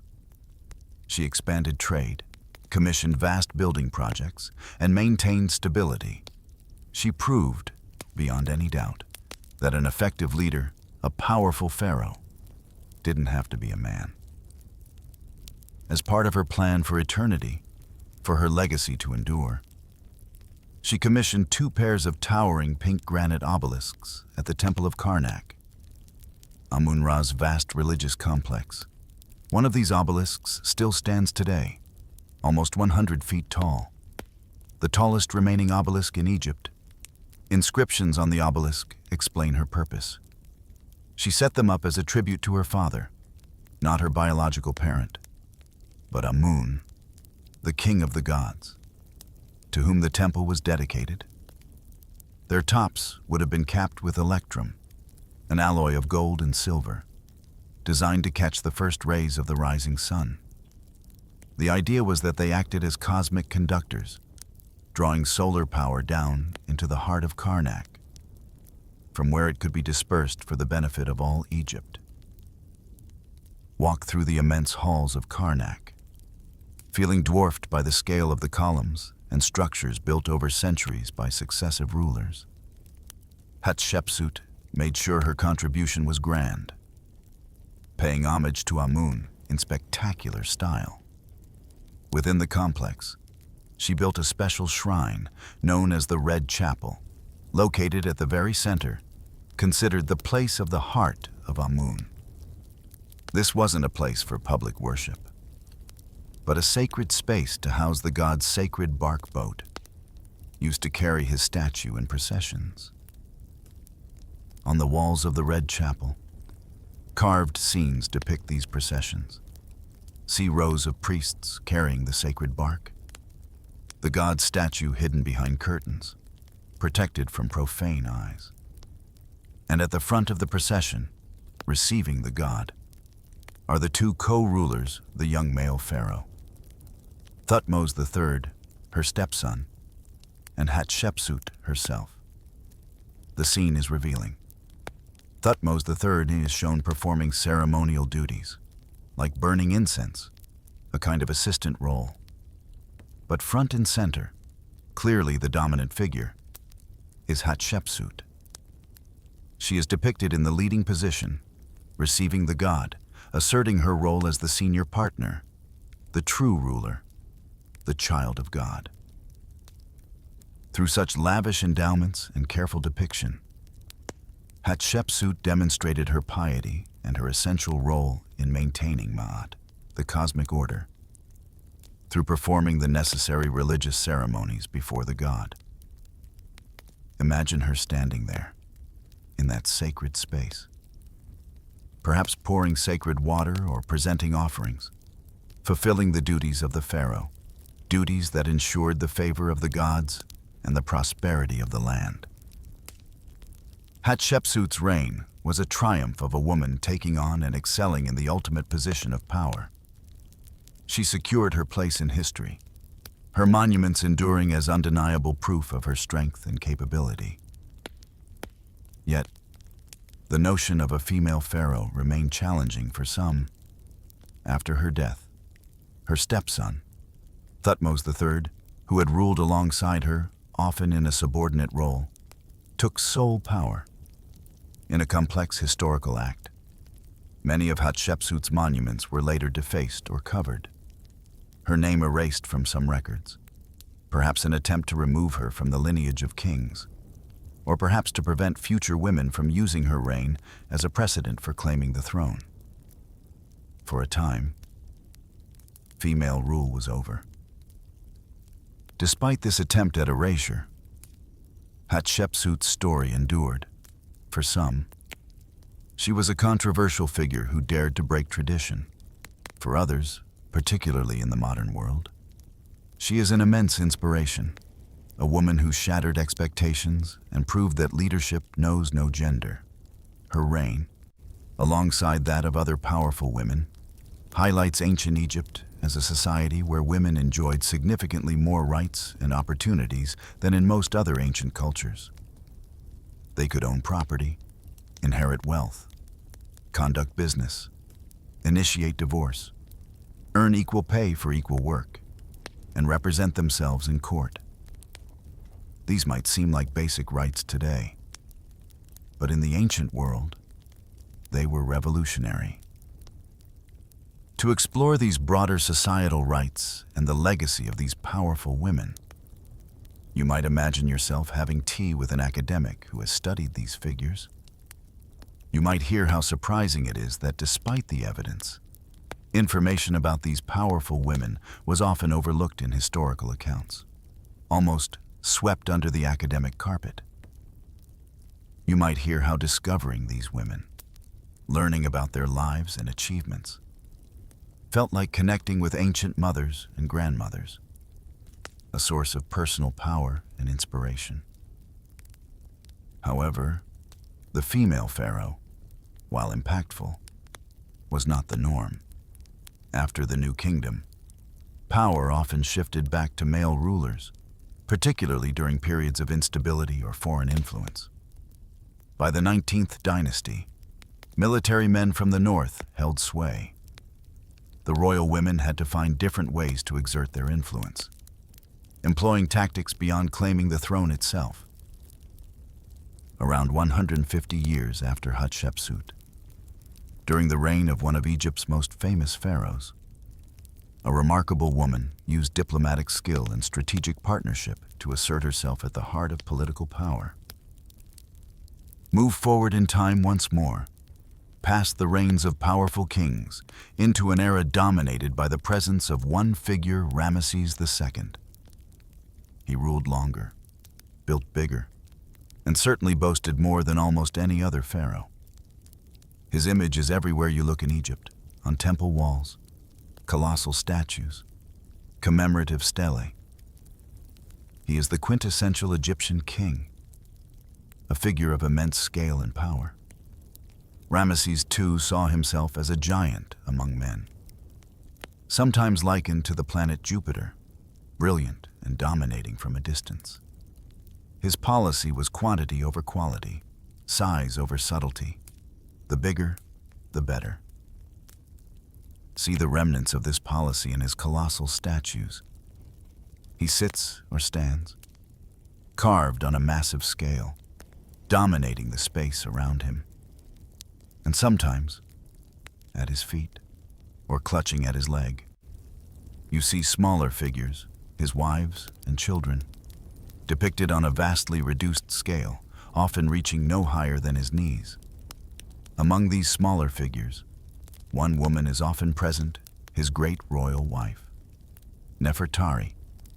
Her name means the loveliest one of all, and she is frequently depicted as a woman of great beauty. But her significance went far beyond her appearance. She was one of Egypt's most gifted queen consorts, a shrewd and influential partner to her monumental husband. To find out more about Nefertari, you must travel beyond the main centers of Egypt, far south along the Nile, approximately 250 miles from modern Luxor. Go to the site of Abu Simbel, located near the border with ancient Nubia. Ramesses II chose this remote location to build two massive temples, carved directly into the sandstone cliffs. One, dedicated to himself and the sun god Amun-Ra, features four colossal statues of the pharaoh on its facade, each over 65 feet tall. It is a breathtaking display of pharaonic might, designed to impress and perhaps intimidate anyone approaching Egypt from the south. Along the vital artery of the Nile, it is massive, monumental, typical of Ramesses II. But this is only half the story of Abu Simbel. Right next door, carved into the same cliff face, is a second, slightly smaller temple. This temple is not dedicated to Ramesses II alone. It is dedicated for once, primarily, to his great royal wife, Nefertari, in association with the goddess Hathor. Stand before this second temple, gazing up at its facade. Here she is, the great Queen Nefertari, standing in colossal scale, her statues about 33 feet tall. And notice something remarkable. While the statues of Ramesses flanking hers are slightly shorter, though still immense, Nefertari's figure is depicted as being just a little taller than her husband, thanks to the tall feather crown she wears, a symbol of her association with goddesses. This was a deliberate statement, for Ramesses II, the pharaoh who reveled in his own colossal image, to erect statues of his wife on this scale, here on the sensitive southern border, conveyed a powerful political message. It demonstrated that Nefertari was not just a decorative consort. She was a crucial partner, a potent force whose image and presence were necessary to project the full power and authority of the Egyptian state, even to volatile foreign neighbors. She was the ultimate trophy wife. Yes, in the sense of being highly valued and prominently displayed, but her value was far more than just symbolic beauty. She was a key part of the royal power dynamic. Inside her temple, the walls are covered with intricate scenes. See Nefertari depicted in various religious ceremonies, performing sacred rites alongside her husband. She often takes an active role, her arms raised in prayer or offerings. In one scene, you see her standing next to Ramesses II as he performs the classic pharaonic act of smiting the enemy. Ramesses holds a group of captives by the hair, preparing to strike them down with a mace. It's a brutal depiction of state power and justice. And beside him, her arms raised, stands Nefertari. She is not just a passive observer. She is depicted as a royal cheerleader, if you like, actively encouraging her husband, participating in the ritual demonstration of power. It reinforces the idea of a royal double act, two sides of the same coin. Her value no less than his in these crucial state functions. Egyptologists who have studied these temples extensively note the evidence of a genuine bond between Ramesses and Nefertari. He married her before he ascended the throne, suggesting their relationship predated his rise to supreme power. She accompanied him on journeys, like a deputy, a trusted partner. Yet, there is a poignant sadness associated with Nefertari's temple at Abu Simbel. As she sailed south on the Nile to attend the temple's inauguration, her health was fading. According to some accounts, she was too sick to disembark, unable to walk inside and see the beautiful temple built in her honor. She could only view the exterior, the towering statues of herself, from her boat on the river. Imagine her, weakened, perhaps watching from the deck as the ceremonies took place, seeing her immense image carved into the cliff face. It's a sad story, knowing she never fully experienced the interior of the temple meant to celebrate her. This journey south to Abu Simbel was likely the last major trip of her life. Shortly after returning north to Thebes, she died and was buried there. To truly connect with Nefertari, you must visit her tomb, located in the Valley of the Queens on the west bank of the Nile at Thebes. Access is often restricted due to the fragility of the tomb's decoration, making a visit a rare privilege. Imagine being given permission to enter, holding a large, heavy key in your hand. Feeling a sense of anticipation, unlock the heavy door and step inside. Wow. You might gasp, taking in the sight. The tomb is renowned as one of the most beautiful in Egypt, covering over 500-600 square feet with paintings from floor to ceiling. The scenes vividly depict Nefertari's journey through the afterlife, guided by various gods and goddesses. The images are jewel-like, their colors still vibrant after over 3,000 years. There is nothing haphazard here. Every scene, every figure, every inscription is meticulously planned to ensure Nefertari's soul successfully navigates the challenges of the underworld and achieves rebirth in the next world. See her depicted repeatedly, always with care taken to show her beauty. Her eyes and eyebrows are outlined in black, her cheeks and lips touched with a subtle red color. She wears exquisite golden jewelry, rings, necklaces, bracelets, reflecting her status as the great royal wife. Her name, the loveliest one of all, feels appropriate, given the effort put into depicting her appearance. She was, in a sense, the ultimate high-maintenance woman, her beauty and presentation crucial to her identity and representation.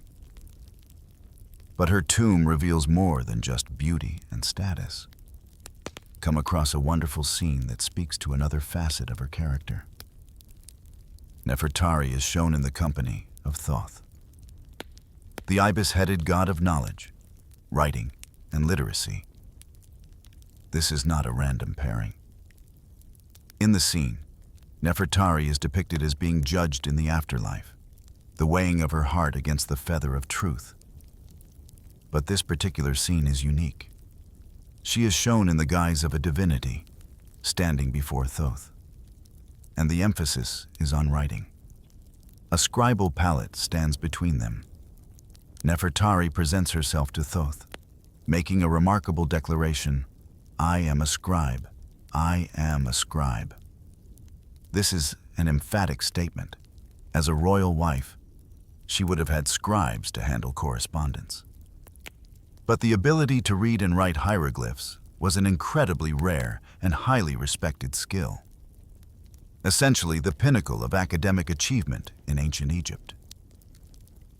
For Nefertari to claim this for herself, to have it immortalized on her tomb walls, suggests that she was not merely beautiful, she was also highly intelligent and educated, perhaps even literate herself, or at the very least, deeply valued literacy and associated herself with it.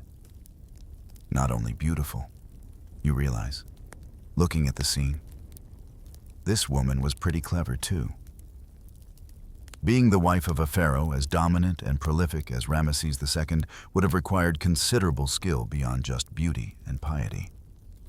It would have demanded gentle persuasion, soft power, diplomacy, and evidence suggests Nefertari excelled in this arena. She is known to have corresponded directly with her opposite number in the Hittite Empire, a major rival of Egypt in Anatolia, modern Turkey. You might see a replica of one of these letters, inscribed on a small clay tablet in cuneiform, the diplomatic script of the time. Nefertari would have composed her letter in Egyptian, which a bilingual scribe would then translate and write onto the clay tablet. The letter is full of warm, sisterly greetings, addressed to Puduhepa, the great queen of the Hittites. To my sister Puduhepa, great queen of the Hittites, may the sun god of Egypt and the storm god of the Hittites bring you joy, and may the sun god make the peace good forever. It speaks of diplomatic ties, wishing for lasting peace between their nations. And at the end, there is a touching reference to greeting gifts being sent. I have sent you a greeting gift, my sister, for your neck, a necklace of pure gold, and some colored linen to make a royal robe for your husband. The king. Sending such gifts was a crucial part of ancient diplomacy, cementing relationships between rulers. This letter reveals Nefertari as an active participant in international relations, a diplomat in her own right, using her position and intelligence to foster peace and goodwill between powerful empires. It's a side of her character that goes far beyond the image of the beautiful consort depicted alongside her husband's colossal statues. Her connections extended even further. You might notice a subtle detail in depictions of Nefertari, perhaps in her tomb or on a statue. Amidst all the expected Egyptian gold jewelry, you might see a silver earring, and not just any silver earring, but one in a style that originated in the Aegean region, in distant Greece, in ancient Egypt. Gold was abundant, often described by foreign rulers as being as common as dust. But silver was rarer and, at times, considered more valuable than gold. The presence of this Greek silver earring on Nefertari, worn with apparent pride, is incredibly revealing. It means that in places as far away as the Aegean, people knew who Nefertari was. These earrings were sent to her as gifts, acknowledging her importance on the international stage. It shows that Nefertari was a figure of renown not just within Egypt, but across the ancient world, a testament to her influence and the reach of Egyptian diplomacy, in which she played a significant personal role. There was much more to this queen than just beauty and royal jewels. Nefertari was eventually laid to rest in the spectacular tomb you've explored. As you look around, taking in the vibrant scenes meant to ensure her journey to the afterlife, you might notice something else striking. Ramesses II, her famous husband, the man whose image is everywhere else in Egypt. He is not depicted in her tomb. Not a single image of him is present among the hundreds of figures and scenes. Egyptologists have debated the reasons for this absence. Some pragmatic theories exist, but you might prefer to imagine a more personal reason. Perhaps Nefertari, after a lifetime as the great royal wife of the verbose, monumental Ramesses II, simply desired a quiet eternity, a space that was entirely her own. I've lived with him for so many years. You imagine her thinking, in the next world, it would be wonderful not to have to listen to him forever. Whatever the true reason, the absence of Ramesses II in her tomb underscores Nefertari's individual importance and influence. She was a powerful queen in her own right, a diplomat, perhaps a scholar, a beloved partner, who shaped her era in ways that went far beyond merely standing at the knee of a colossal pharaoh. Yet, despite Nefertari's diplomatic efforts and the power of Ramesses II, Egypt's fortunes eventually began to decline. Periods of instability followed, marked by rampant inflation, corruption, and a series of weaker rulers incapable of defending the kingdom from foreign invaders. The first millennium BC saw wave after wave of outside forces claiming parts of Egypt. Finally, around 900 years after Nefertari, a new dynasty of foreign rulers took control of the Ptolemies, descendants of Alexander the Great's generals from Macedonia. This marked a new era, blending Egyptian and Greek cultures. And within this new dynasty, another extraordinary woman would rise to power, building on the legacy of those who came before her. A woman who would be a globally minded role model, the direct predecessor of the famous Cleopatra. Move into the final centuries before the Common Era, to a time when Egypt is ruled by a Greek dynasty, yet still steeped in ancient traditions. This is the era of the Ptolemies. And the first female pharaoh of this lineage was Arsinoe. She capitalized on the achievements and precedents set by the powerful women who came before her. The venerated mothers, the warrior queens, the influential diplomats. Arsinoe navigated the complex world of Hellenistic politics and Egyptian belief, successfully bridging two distinct cultures. Everybody knows the name Alexander the Great, the Macedonian conqueror who swept through Egypt in 332 BC and was crowned pharaoh. He was succeeded by his general, Ptolemy, who founded the dynasty. Ptolemy, in turn, was succeeded by his extraordinary daughter, Arsinoe. Her achievements were consciously modeled, in part, on those of her famous uncle, Alexander. Arsinoe was born in Egypt, but as a teenager, she was sent to Greece for an arranged royal marriage, a common fate for princesses in the Hellenistic world. Her life took tumultuous turns: the death of her husband, a second disastrous marriage she fled from to save her life.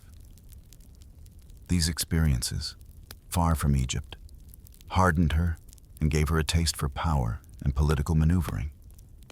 She returned to Egypt and, through a combination of ambition and persuasion, convinced her younger brother, who was the reigning pharaoh, to marry her. This was acceptable within Ptolemaic royal family traditions, which adopted some Egyptian practices like sibling marriage, as well as Hellenistic court politics. By marrying her brother, Arsinoe secured her path to the throne, becoming queen alongside him. In one bold move, she became ruler of a kingdom that spanned two worlds, the ancient land of Egypt and the vast Greek-influenced Mediterranean. Through her extensive international connections, gained from her life and marriages in Greece, Arsinoe brought unprecedented prosperity, knowledge, and wealth into Egypt. More, perhaps, than almost any ruler before her. You might see her depicted in a bronze figure, standing with a regal posture, performing a queenly wave. But look at what she holds in her left arm, a cornucopia, a horn of plenty, a Greek symbol of abundance. But within it, you see the bounty of Egypt, fruits, flowers, wealth, and often, she is shown holding not one, but two cornucopias, symbolizing the double amount of prosperity she brought into the country.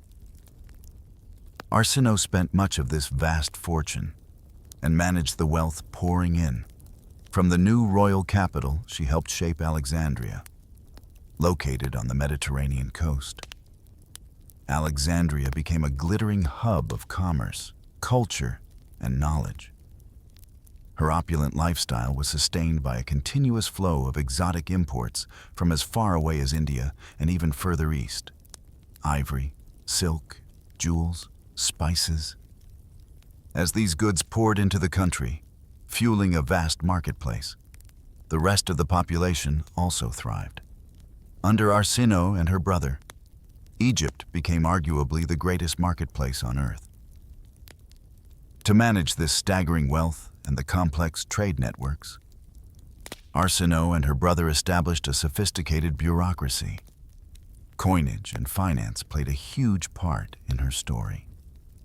Egypt had traditionally been more of a barter economy, but coinage became increasingly important under the Ptolemies as a means of transaction.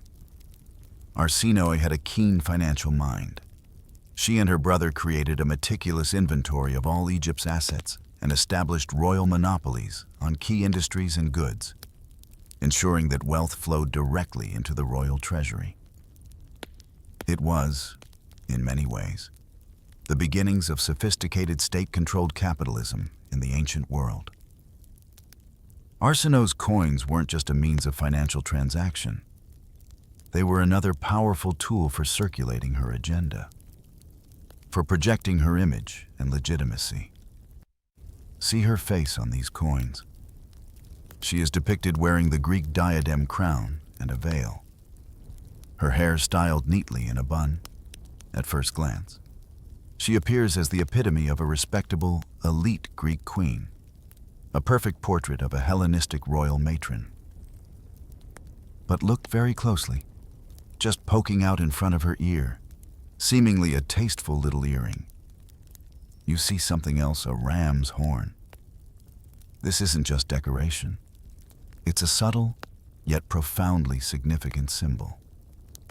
The ram's horns are associated with Alexander the Great, who was sometimes depicted with them to link him to the Egyptian state god Amun-Ra, whose sacred animal was often a ram, and to represent his divine status. By including this subtle ram's horn on her coinage, Arsinoe too was making a clear and powerful statement. She was tapping into the ancient force of Egyptian kingship and connecting herself directly to the legacy of Alexander the Great. This single, subtle image confirmed her position as the ruler of two worlds, the heir to both Egyptian and Hellenistic power and tradition. Her connection to Egyptian tradition went deeper than just symbolic imagery. About 124 miles south of Luxor, on an island in the middle of the Nile, stands the remarkable Temple of Philae. This was a major cult center for the great goddess Isis, revered as the divine mother figure. And at Philae, Arsinoe too was also worshipped as a resident goddess, even equated with Isis herself. While statues and worship of Arsinoe existed in temples throughout Egypt, her veneration at Philae, alongside Isis, the most powerful goddess in the Egyptian pantheon, speaks volumes about the status she achieved. Her desire to be seen as the active, powerful goddess Isis sent a clear message to her Egyptian subjects, linking her reign to the most ancient and revered sources of female divine power.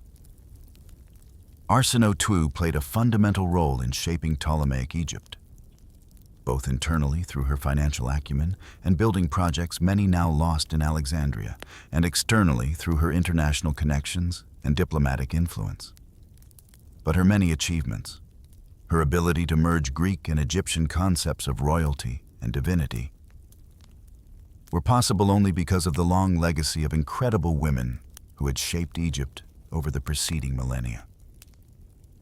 In one specific image, perhaps another depiction of her wearing her royal crown, Arsinoe too paid permanent tribute to all of them. Look closely at the elements of this elaborate crown. It's not just a simple crown, it's a synthesis of powerful symbols. See the red crown of Lower Egypt, representing her rule from the northern capital of Alexandria. Above that, two tall feathers and cow's horns, symbols worn by the great royal wife Nefertari, connecting Arsinoe to that powerful diplomatic queen. Then, the twisted ram's horns, linking her to Alexander the Great and the state god Amun-Ra, a favorite deity of the female pharaoh Hatshepsut. And at the very heart of it all, the sun disk, the symbol of the great creator god, taking you back to the Pyramid Age, to the source of life, to Hetepheres, the Queen Mother.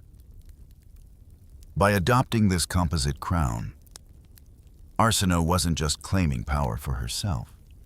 She was explicitly acknowledging and incorporating the accumulated authority and legacy of the great women who had ruled, influenced, and shaped Egypt for centuries before her. She was showing that their power lived on through her.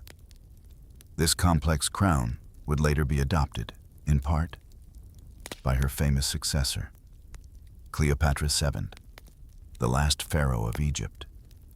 Cleopatra, too, drew upon the symbols and precedents of her powerful female predecessors, extending Egypt's influence across the ancient world in her own dramatic way. These incredible women, Hetepheres, Hatshepsut, Nefertari, Arsinoe, and others less known, had been her guides, her inspirations, her foundation. Your journey through time, tracing the stories of these extraordinary women, has offered a fresh perspective on ancient Egypt, beyond the towering statues of kings. You have found queens, mothers, leaders, diplomats, goddesses, women who were incredibly strong, capable, and influential. They were not anomalies, but testaments to a society that, uniquely in the ancient world, afforded women a remarkable degree of autonomy, legal rights, and opportunity. They could own land, manage businesses, enter into contracts, pursue legal action, inherit wealth, and earn their own living. These rights, which feel commonplace to you today, were revolutionary millennia ago.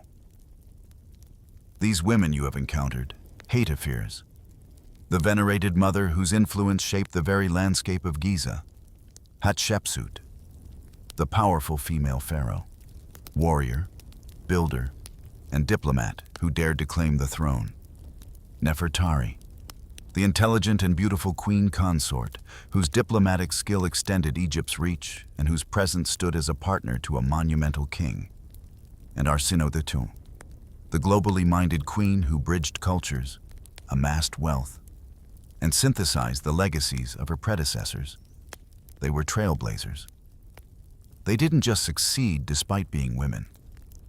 They often leveraged their unique positions, their skills, and the cultural framework that recognized female divinity and power to achieve remarkable things.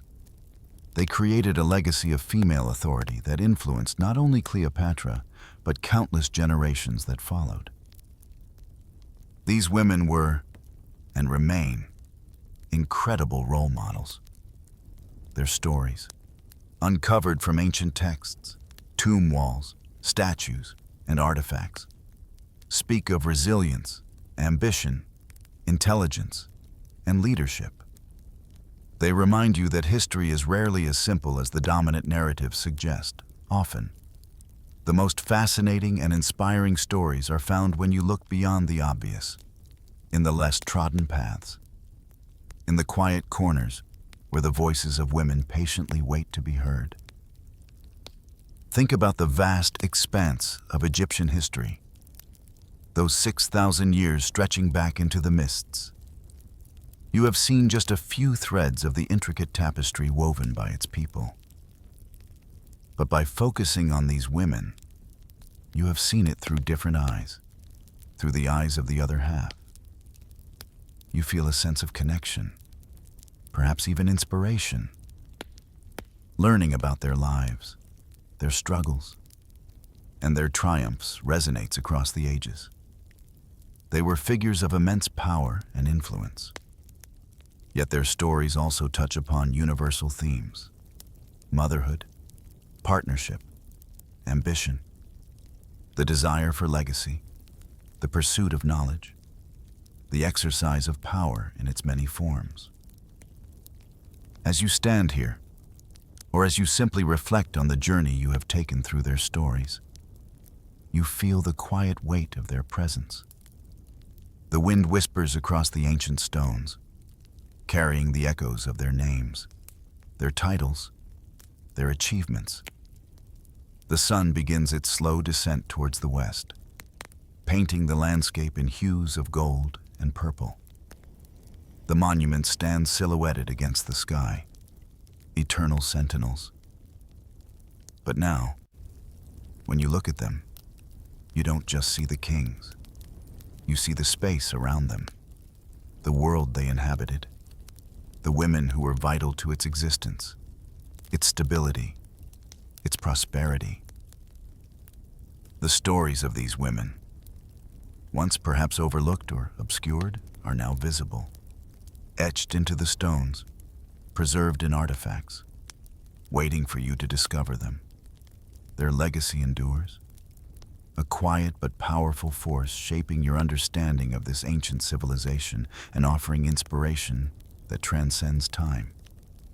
And perhaps somewhere in that vast, ancient land, in the dust and the stones, the echoes of their strength and wisdom still remain, waiting quietly for those who seek to listen.